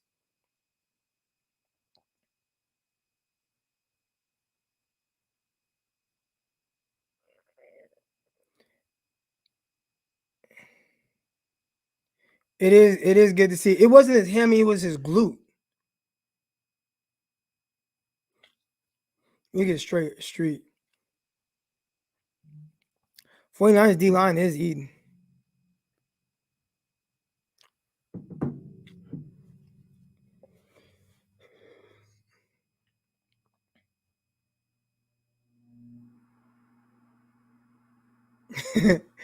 Hey, Jimmy will eat on those slants. Michael Thomas will eat.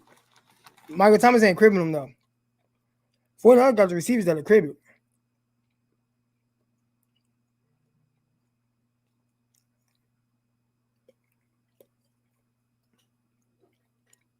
I was a linebacker.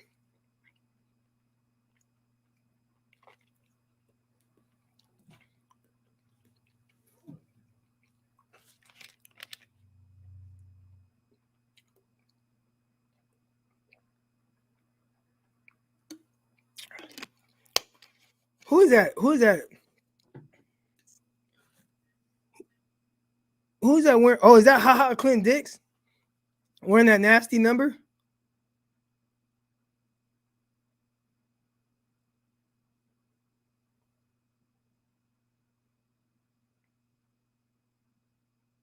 Is that Willis?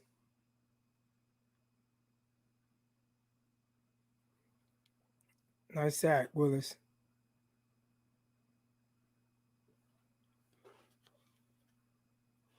Huh.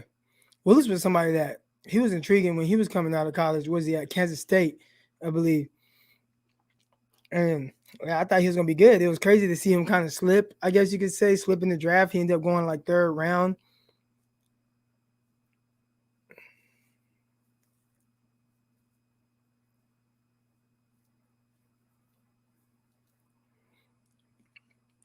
Trey Lance, man, like you got to hit that slant route. You got to hit the throws that you're supposed to make. Trey Lance, you got to make that throw. There are gonna be some things that I'll give Trey Lance, but slant over the middle, you gotta.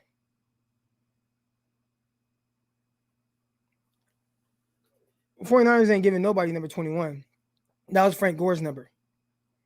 So I don't know how they go about eventually giving somebody number 21, but it'll probably have to be somebody like special or something. Man, he got to run that corner right now.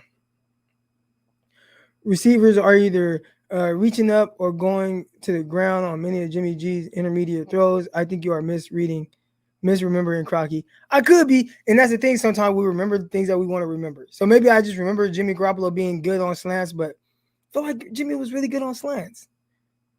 Thought he was accurate. I thought he was hitting guys in stride. I thought so. I don't think Bowman. He's not viewed the same way that. I don't think Bowman is viewed the same way that Frank Gore is viewed with the 49ers franchise. You know, Bowman was somebody that was good, but it wasn't like an extended period of time. Really good. I thought in 2000, what season was that? The year he tore his knee up, 13, that season, I thought he should have won NFL defensive MVP. And I really thought that he was robbed. I was like, man, they robbed Navarro Bowman.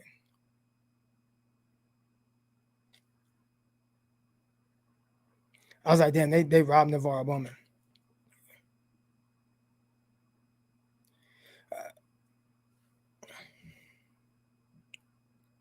But yeah, Bowman didn't have that like just pure Hall of Fame 49er career. Like, you know what I'm saying? Like,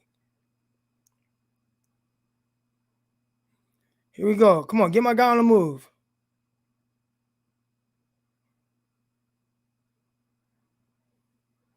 Gallman runs well.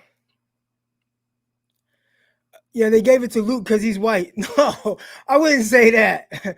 Luke had a really good year. I just thought Bowman had a better year. I thought Bowman should have been defensive MVP. I thought Bowman should have been defensive MVP. You look at his numbers. I mean, it was off the charts. Like he was on the best defense in the league. Like he was balling. I mean, maybe one could say.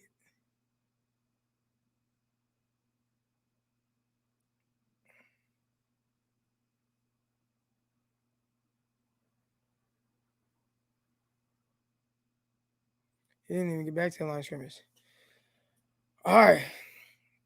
So again, I'm not looking at the chat right now because I don't want to try to give anything away, but it's about to be 3rd and 4. And Trey Lance has to convert. Like you gotta move the sticks, bro. Like you gotta move sticks. Even if you move them with your legs.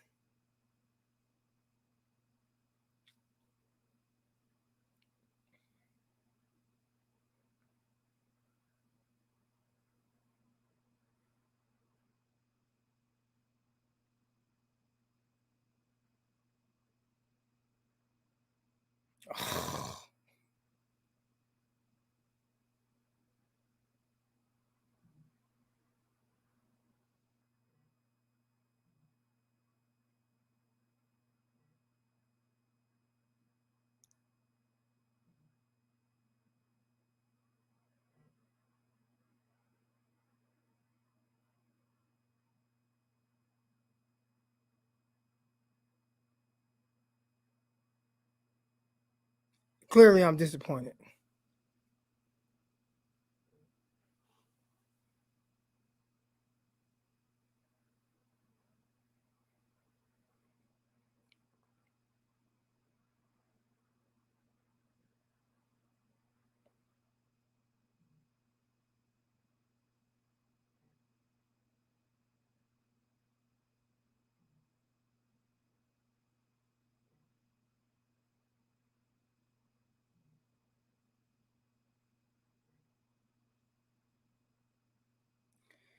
it's high. Got to clean it up. Man, you're right, B. You're right, Brandon. Like, it's high. High passes over the middle. And you can't throw high over the middle. Tips and overthrows, that's interceptions. We saw it with Jimmy G, now we're seeing it with Trey Lance. And like somebody mentioned earlier, like with Trey Lance, these are on shorter routes than what Jimmy Garoppolo's was.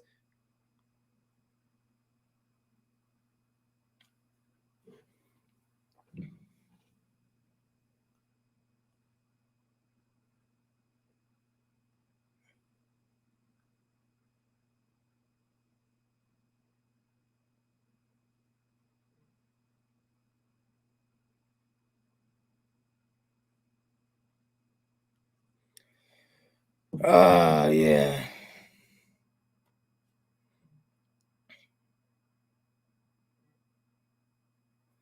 And the tough thing is for Trey Lance is like it's there, it's open, and he had protection. Really on both of the third down incompletions over the middle, you got time. Like last week he was rushing, and you could see him pressing a little bit, but he ain't rushing today. Like he's not having the press. The line blocked well. He just missed over the middle twice now.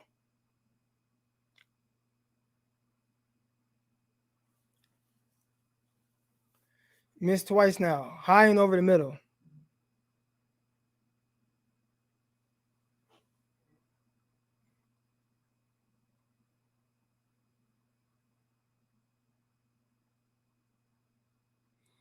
That was a nice PBU by Key.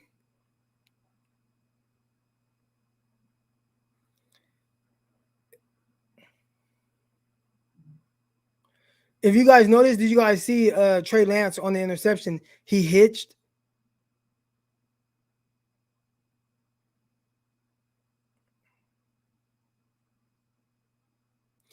That hitch, I think that hitch that he's doing, that's him not being sure.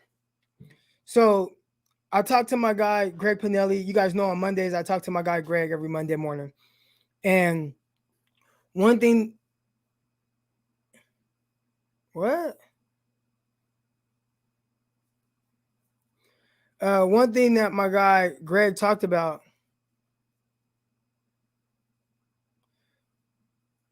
One thing that my guy Greg talked about, and he was kind of talking about Josh Allen and some of Josh Allen's early struggles, right? And Josh Allen, a lot of his issues came from not 100% being sure what he saw. So his accuracy wasn't on point because he wasn't sure, like, with how comfortable he was being able to like anticipate throws, know truly where the defense is going to be, and his accuracy suffered big time. And I think that's why a lot of thank you, man. You feel me? Nice hat, huh? I think that's why not that I think that's why. That's why Josh Allen struggled early on. He wasn't sure what he was seeing pre-snap. He wasn't sure what he was seeing post-snap. He wasn't able to anticipate throws. In turn, his accuracy dipped. And when you watch Trey Lance and you see Trey Lance hitching, that's him really not truly knowing what he's seeing from the defense.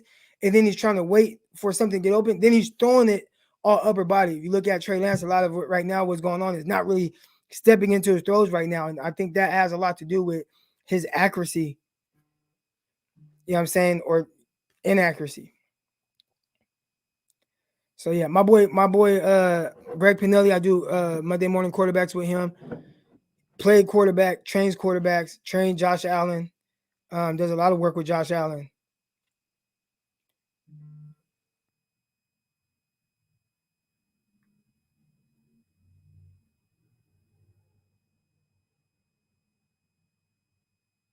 A flag.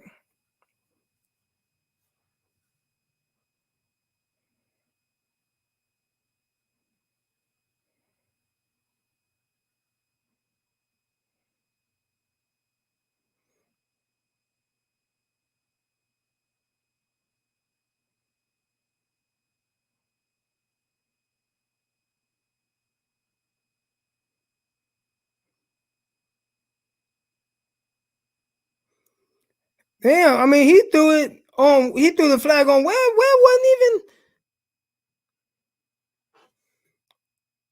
wasn't even part of the throw.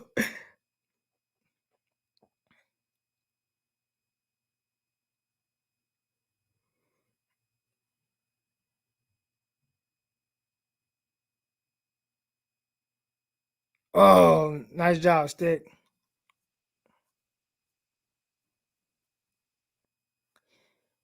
Is that Palmer from Tennessee? Is that the rookie from Tennessee?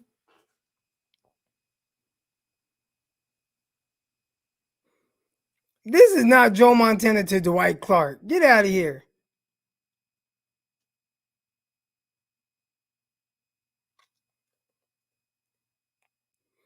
I guess it does kind of look like it, to be honest. I mean, obviously, like not the jumping and catching it by Dwight Clark, but the Joe Montana part does kind of look like that. I'm not gonna lie.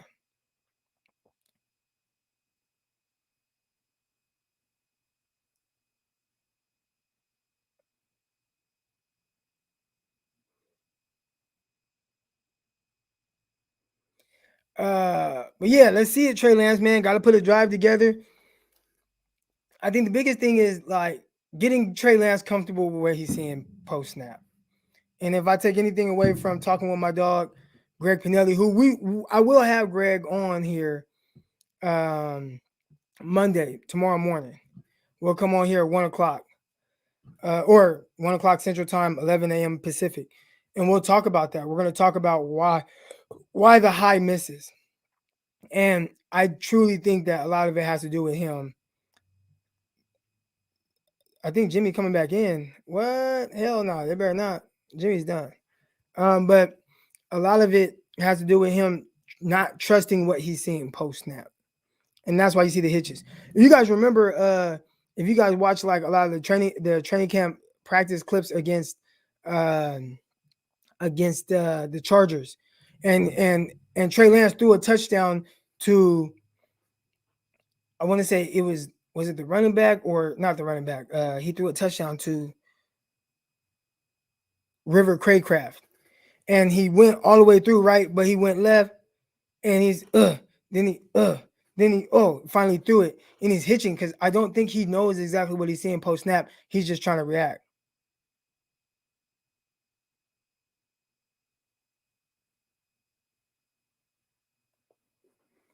This is the real offense.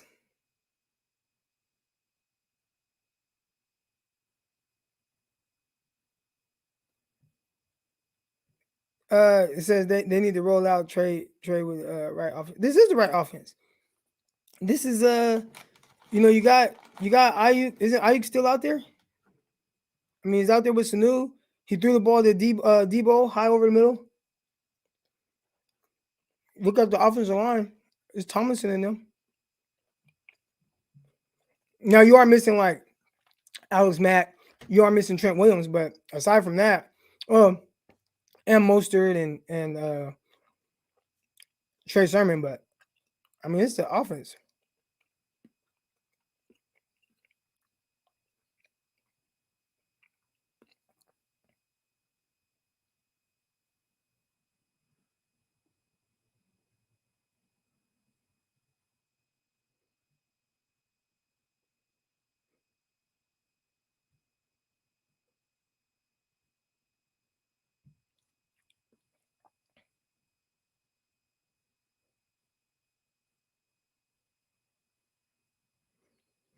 Yeah, I think right now Zach Wilson, he looks really comfortable.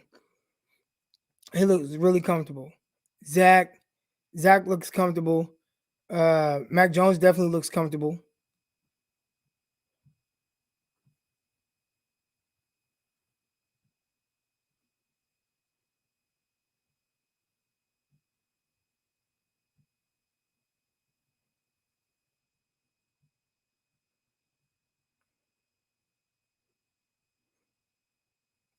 Yeah, Mac looks comfortable.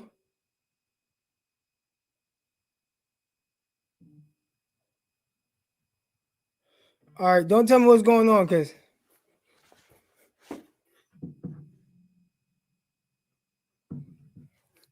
But yeah, they gotta get Trey some like easy looks, some rollouts, get his confidence going. I thought it was crazy, like right after his completion on the first drive, because he should be what 1 for 4 now, right? He's attempted 4 passes, 1 out of bounds, and then 2 high throws. You got to get him something like move him in space, man. Get him in the rhythm. Get his confidence going. And I haven't seen those things. And then I'm watching right now, and they go empty.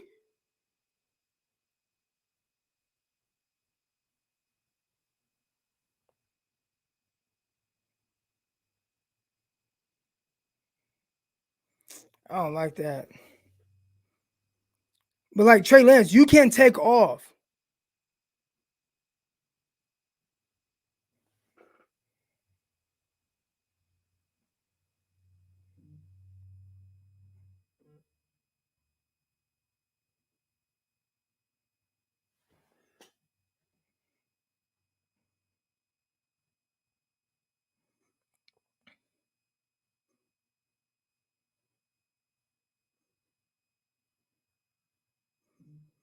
All right, it's gonna be 2nd and 5.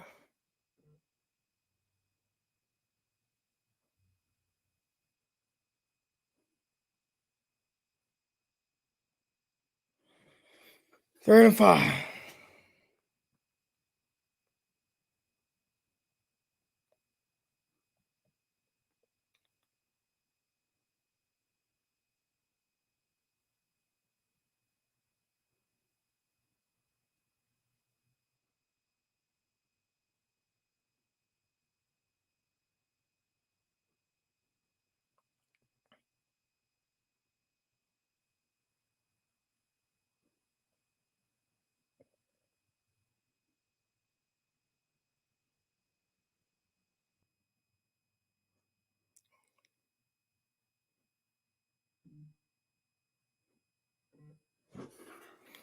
Yeah, they gotta get him going. He definitely don't look ready right now. He definitely don't look ready right now.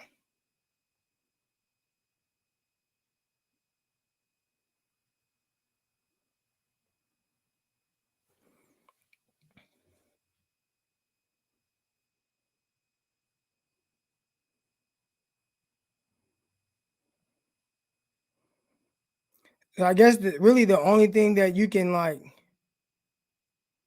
really do is continue to get him reps. Like he just need to keep getting reps. But right now, he's definitely not seeing the field well. And I was saying it live on. If you guys listen to Locked On 49ers, man, like you got to come out and get him in a rhythm. Get him in a rhythm. So okay, he came out all hitches. He got the completion. Like cool.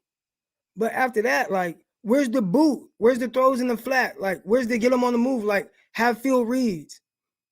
Like, get him like where he understands exactly what he's getting, what he's seeing. Because right now he's not seeing the field well post snap. I've been saying it. You get him in the rhythm by getting him on the move, get him some easy things. I talked about what the Cowboys did with Dak Prescott his rookie year, and it was against the Rams. It was his first start after Romo hurt his back, and it was a preseason game. And what they did was give him some easy completions, boot, get him on the move. You know what I'm saying? Like, and what I thought the Cowboys, what they did with him was great because it got him in the rhythm. And right now, you don't see any of that from him with Kyle Shanahan. Where's the bootlegs? Where's getting him out on the move? Where's shrinking the field? Where's giving him a half field reads? Where's getting him the boot? And it's just like, look, you either high low the corner, you throw here or here. Those are things that's going to get him in the rhythm. But what they're doing right now, like that's not getting him in the rhythm. Like you got a guy, you're trying to make him read the field, and clearly he's not seeing the field well.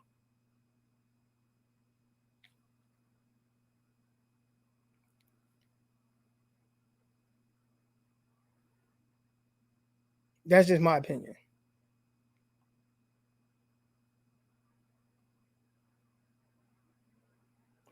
I don't think that was his guy.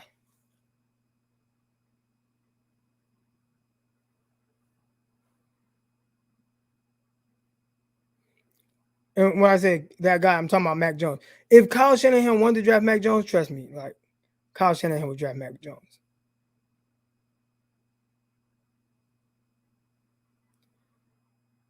Kyle ain't finna get pressured into drafting a guy that he does not want.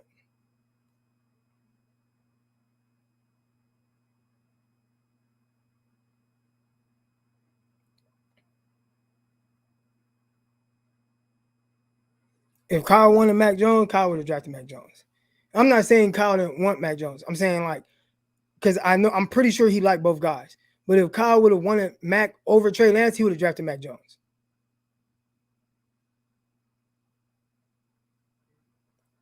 And it is tough because you see him and he's going through this transition. Mac Jones not gonna have these issues. Mac Jones hit these. Mac Jones gonna hit the layups.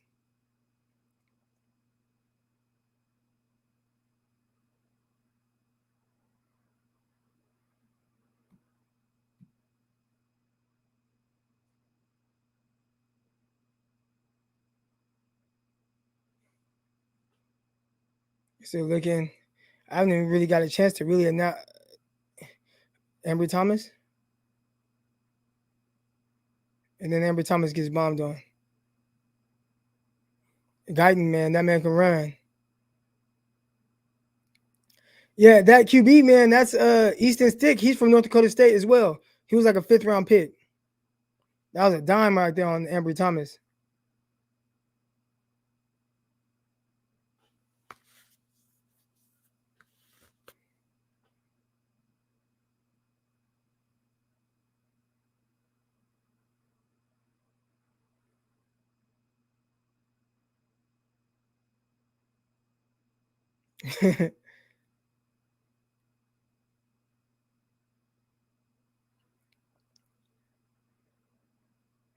Mac bombing too. Them boys can't catch though.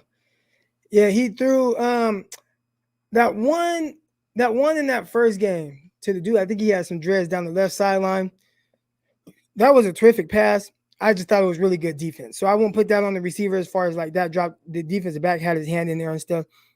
But that other one, that to N'Keal Harry, obviously he had to lay out for it, but he just dropped it. N'Keal Harry is like, bro, you got to catch that or run underneath it.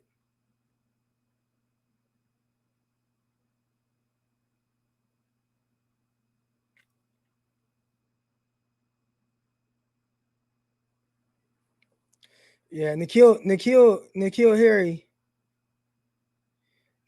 Harry, he had a lot of people fooled. I saw right through it.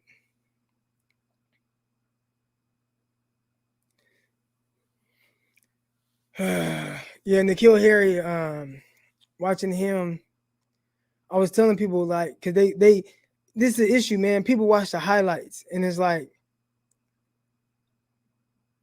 Ambry Thomas, he just dropped that in on you.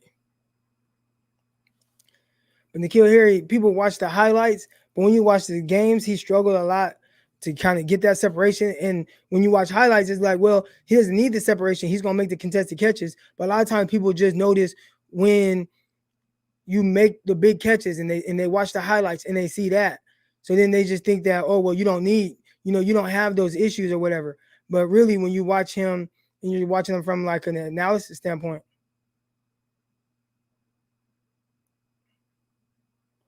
What is that late flag for? I'm behind y'all.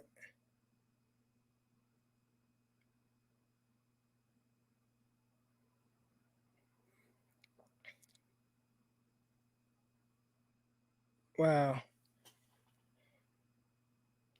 But yeah, with N'Keal Harry, he lacked separation. Now here's the thing: there's a difference between lacking. There's a difference between lacking separation. Like, bro, like why would you reach and grab his helmet? Not smart.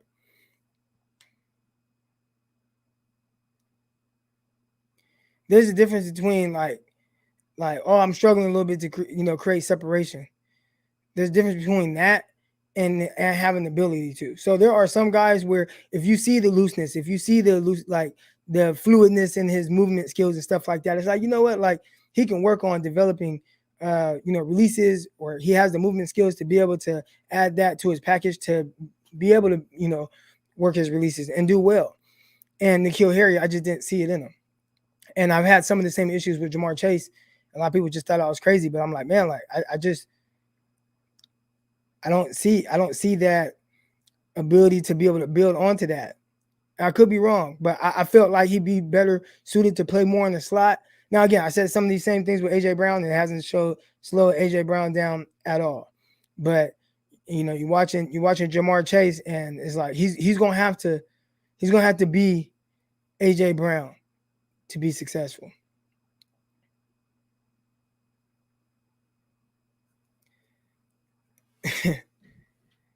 I see. What I see.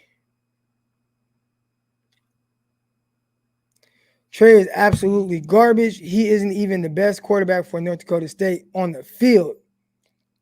Not playing well. He's not playing well. I wouldn't say absolutely garbage. I think there are a lot of things that he, definitely brings to the table. But until AJ Brown's 6 foot. AJ Brown is 6 foot 230.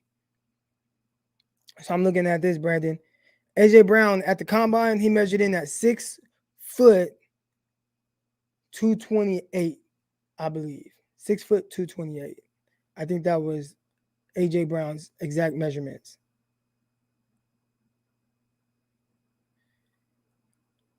All right, definitely. I'm way behind right now. I think I'm at like 2-minute warning. It buffered a couple times. So I talked about a little bit, Matt. So I talked about a little bit kind of what's going on with Trey from my perspective. And again, we'll get my guy Greg Pinelli on tomorrow, and he'll talk about this a little bit more. Hey, no spoilers. All right, but with Trey Lance right now, he's hitching because he's just not sure what he's seeing.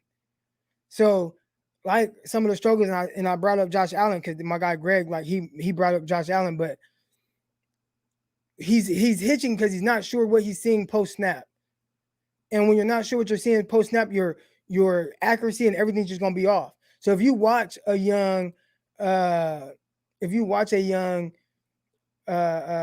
Allen, I mean he's still young, but if you watch like first year Josh Allen, you'll see some of those type of tendencies of someone that is kind of not processing fast. But he said that comes with just being experienced in the offense. And what Buffalo did was they didn't, Josh Allen had his struggles, but it was like, all right, like, who cares? We're going to work through it. And they let Josh Allen work through those things. I think with Trey Lance, if 49ers want to see what he can be and have that type of that was a nice tackle. I'm just now seeing the Hufanga tackle for loss.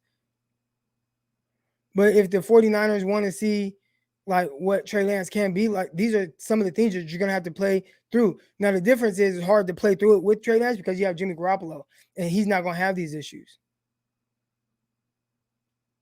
You say don't mention Trey Lance in the same sentence as Josh Allen, but when Josh Allen was out there throwing for 50-something% and missing guys and not having a great touchdown to interception ratio, you weren't saying that.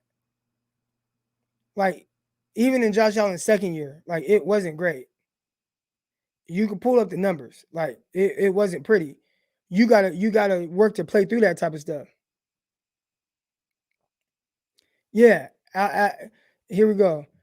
Allen has some of the same accuracy issues. And again, I talked to my guy about it, and he said the issues with Josh Allen stem from him not knowing what he was seeing pre and post snap. So he would get tricked.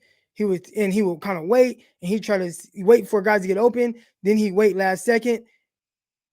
That's a. I ain't seen nobody in the. But and Josh Allen would just kind of just throw the ball, and his accuracy, he was all over the place. Buffalo let him play through it.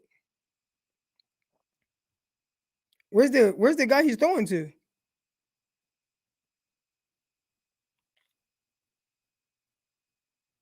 Ain't nobody in that area. Josh Allen wasn't amazing in college.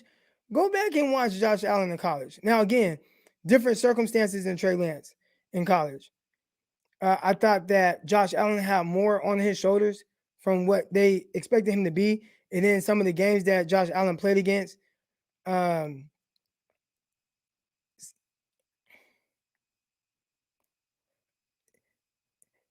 and some of the teams that Josh Allen played against, he yeah, intentional grounding. Okay, I thought so.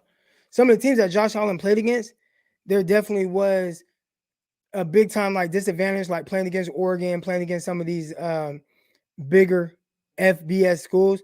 But it wasn't Josh Allen wasn't amazing in college. It was all tools. It was big arm, athleticism, smart, bright kid. Like, and whatever issues that he has, he's gonna overcome those things. Again, he had a lot on his shoulders, but he wasn't great. Like, it wasn't like Josh Allen is just balling. It was really betting on upside.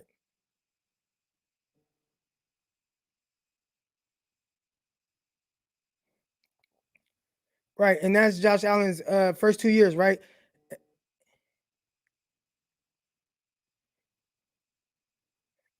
And again, I won't say that he sucked coming out of college. His circumstances weren't great.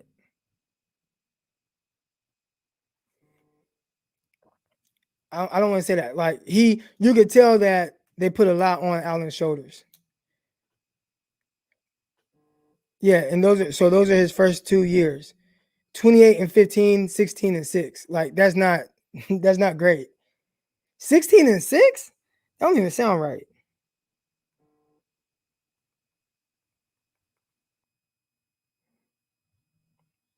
No, so Josh Allen's rookie year,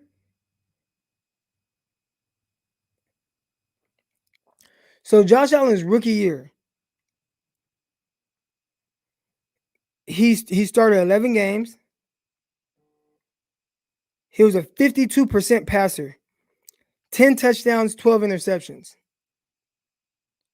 So again, Josh Allen's rookie year, he won 5 out of 11 games, so he went 5 and 6, 52% completion percentage, 10 touchdowns, 12 INTs. Josh Allen's second year, Josh Allen's second year, he went 10 and 6. He was a 58% passer, barely threw for 3,000 yards, 20 touchdowns to 9 interceptions, so a 2-to-1 interception ratio. But again, it was not great.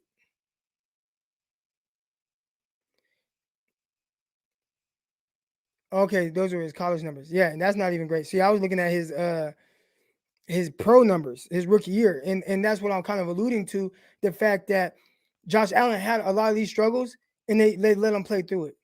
So right now, I'll tell you what's going on with Trey Lance. He does not know what he's seeing. Trey Lance don't know what he's seeing.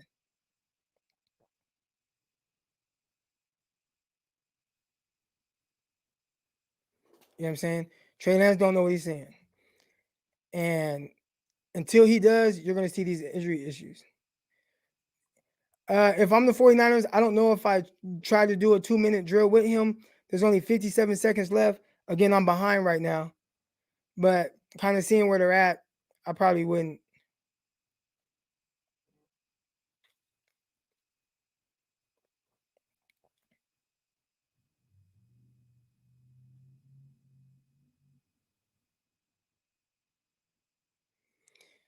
Yeah, and that's the biggest thing right now, man. Trey Lance, he needs his reps.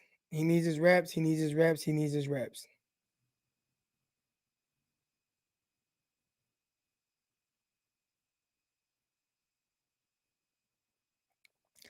You guys, I'm behind.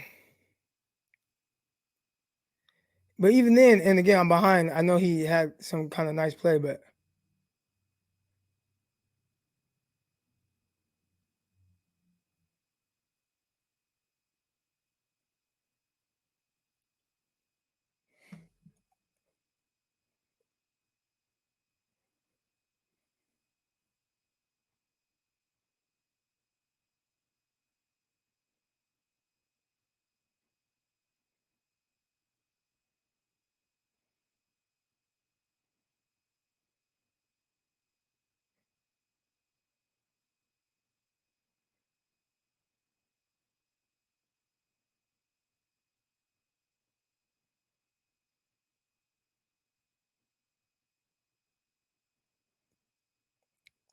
Damn, where's Trent Sherfield been?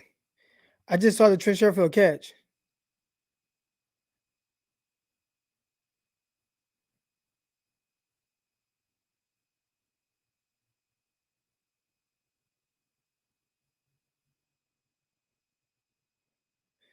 I just saw the Trent Sherfield catch. Like, get him in there. Trent Sherfield got strong hands because international Trey Lance put some heat on that thing.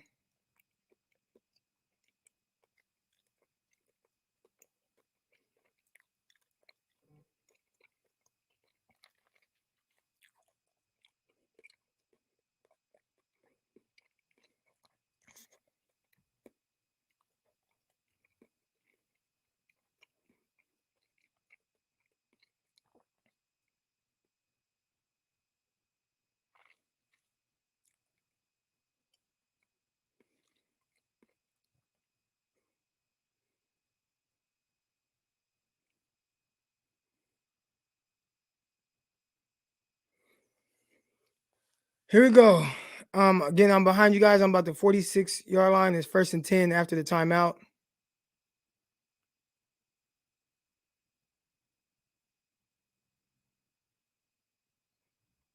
I just saw the dime. I just saw the dime.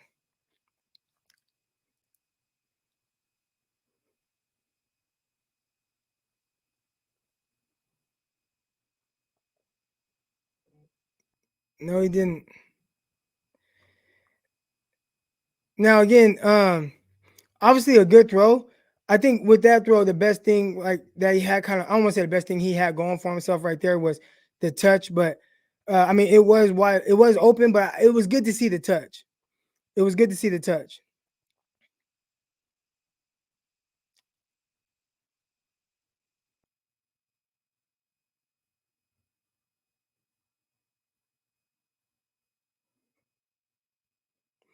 It was good to see the touch on the deep ball.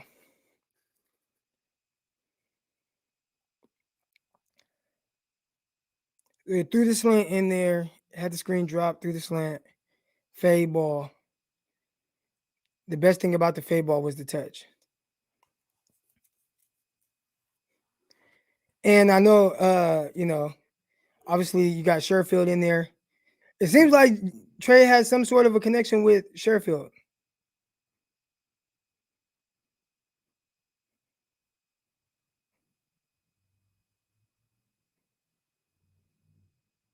Get up.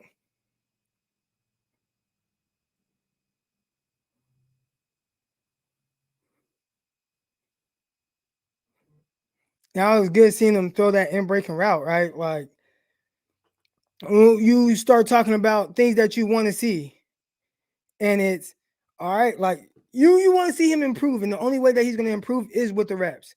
So what happened there? You know what I'm saying? What happened there on that throw? It wasn't high. You know what I'm saying? That's an improvement. You got to take small victories right now when you have a quarterback and you're trying to get him in a rhythm. You're trying to build his confidence up.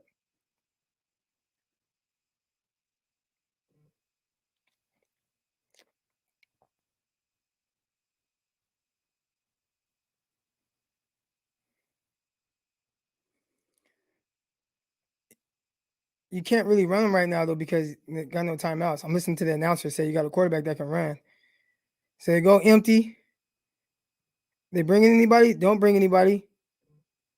Good job. Hey, and scare money don't make no money because I don't I was saying I didn't want him to, go for the touchdown, but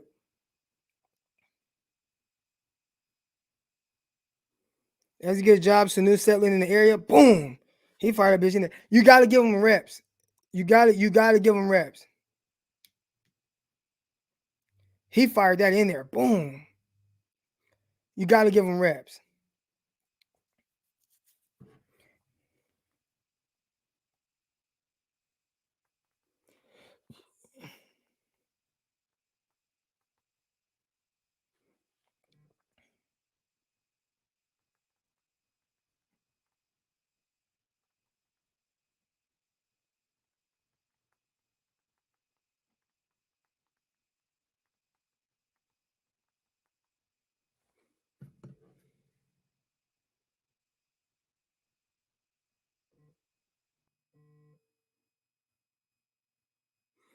Thank you, Trey.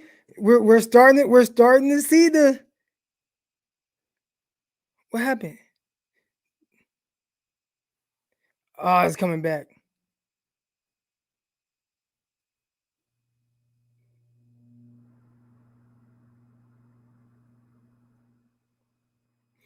But this is my thing, man. And we saw some good things on that drive. But okay, like those are things that he's going to continue to improve on.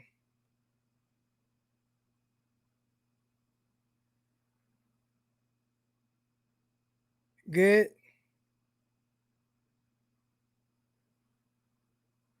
Got to keep playing them.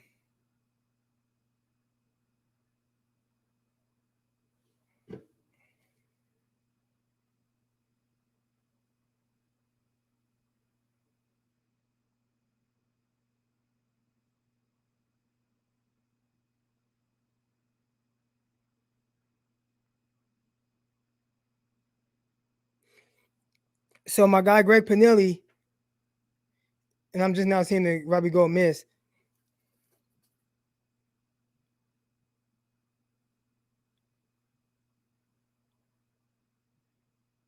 I'm just not seeing the Robbie Gold miss. But my guy Greg Pinelli says, hot damn, Trey Lance has a hose, quick hands for those criticizing his mechanics. He'll make up for it with his arm talent. Don't worry. And again,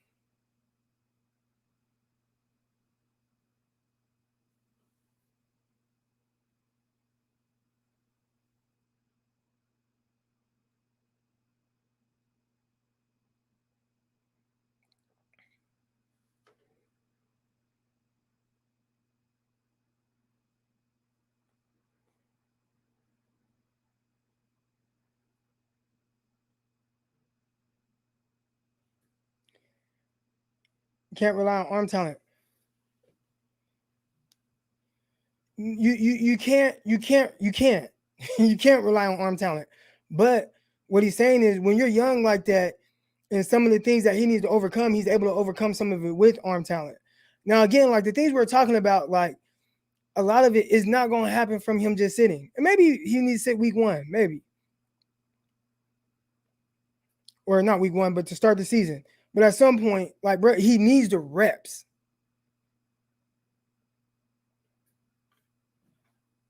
He needs the reps, and he needs to start to feel more comfortable out there.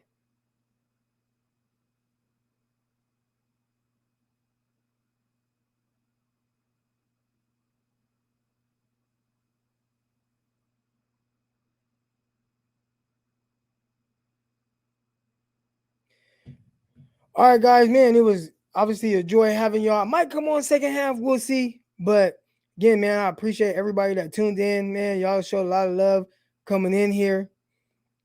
I like this right here. Let Trey Lance making mistakes in practice. Makes mistakes in practice game. He needs a rest period. That is true. Definitely. The problem is the guy with that much talent always leans on it like a crutch. Most guys that are taken in the top, whatever, they have a lot of talent. Like that's, you know what I'm saying? But again, it is just preseason, like Dominique says. It's just preseason, and you need these reps, man. You need these reps. You need him getting those. You need him seeing it. You need him seeing the defense. You need him understanding what he can and can't do. And the more reps he gets, and the more he understands that, the more the game starts to slow down for him, the more you start to see what Trey Lance will eventually be. All right. But again, if you guys haven't already, make sure you guys subscribe, hit that like button. I appreciate everybody that tuned in, join, rock with me, has some ups and downs in Trey Lance's performance.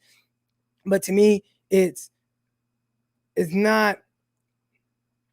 None of it is bad to me because at the end of the day, he needs just whatever experience he gets. He needs whatever reps. So obviously, throws that he would like to have back, high throws he would like to have back. But he got to go through this. He has to go through this. Finished off good. That was solid. Now let's see how he comes out second half.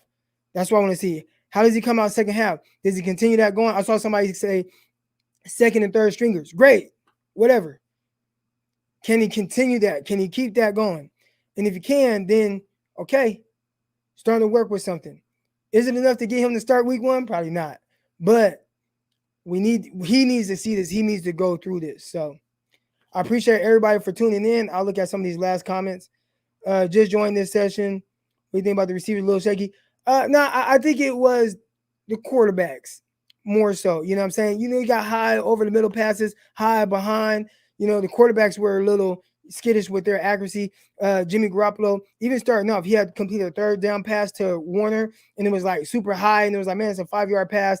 Obviously, Trey Lance missing on a couple slants. So I think the quarterback's got to settle down some. I think Trey Lance has to learn to start to see things that he has to, the post snap has to slow down for him. And right now it's sped up. Like it's clear. So how do you get him to slow down that stuff eventually? That's what he has to work on. Slowing down what he's seeing post snap. Pre-snap, he probably don't know what the hell he's looking at. So I think Kyle can do a better job of helping him out. Thought it was really weird to go empty and do all those things with him. Obviously, eventually he threw the bomb, but it's like help your guy out, help him out. Bootlegs, get him moving, shrink the field, have field reads, reading one guy where he has two options off of that. Give him those looks, get him in the rhythm, get him going. Drop back empty. Like I don't think that's him right now. I don't think he's seen the field that well. So I don't know, man. That's my opinion. But I appreciate y'all coming in here, man. Always is love. Again, subscribe, like, all that good stuff. All that good stuff. Trey, but here we go. But Trey's a rookie. Jimmy's an 8-year vet. Right. I think we know what we get from Jimmy, though. It's okay for Trey to make mistakes. Jimmy, on the other hand, shouldn't be making those mistakes. I agree. I agree in the sense of, but all quarterbacks are going to make some bad throws. I think with Jimmy Garoppolo, he just kind of is what he is at this point. So with Trey Lance, how do you get him to be what he eventually is going to be? And that's going to be their goal. All right. But again, like I said already, appreciate y'all. I'll catch y'all. Might come back second half. We'll see. Peace. Intercepted. It is picked off by Aaron Crocker. Over midfield, he'll run it all the way into the end zone. Touchdown. CrockTalk TV podcast. Peace.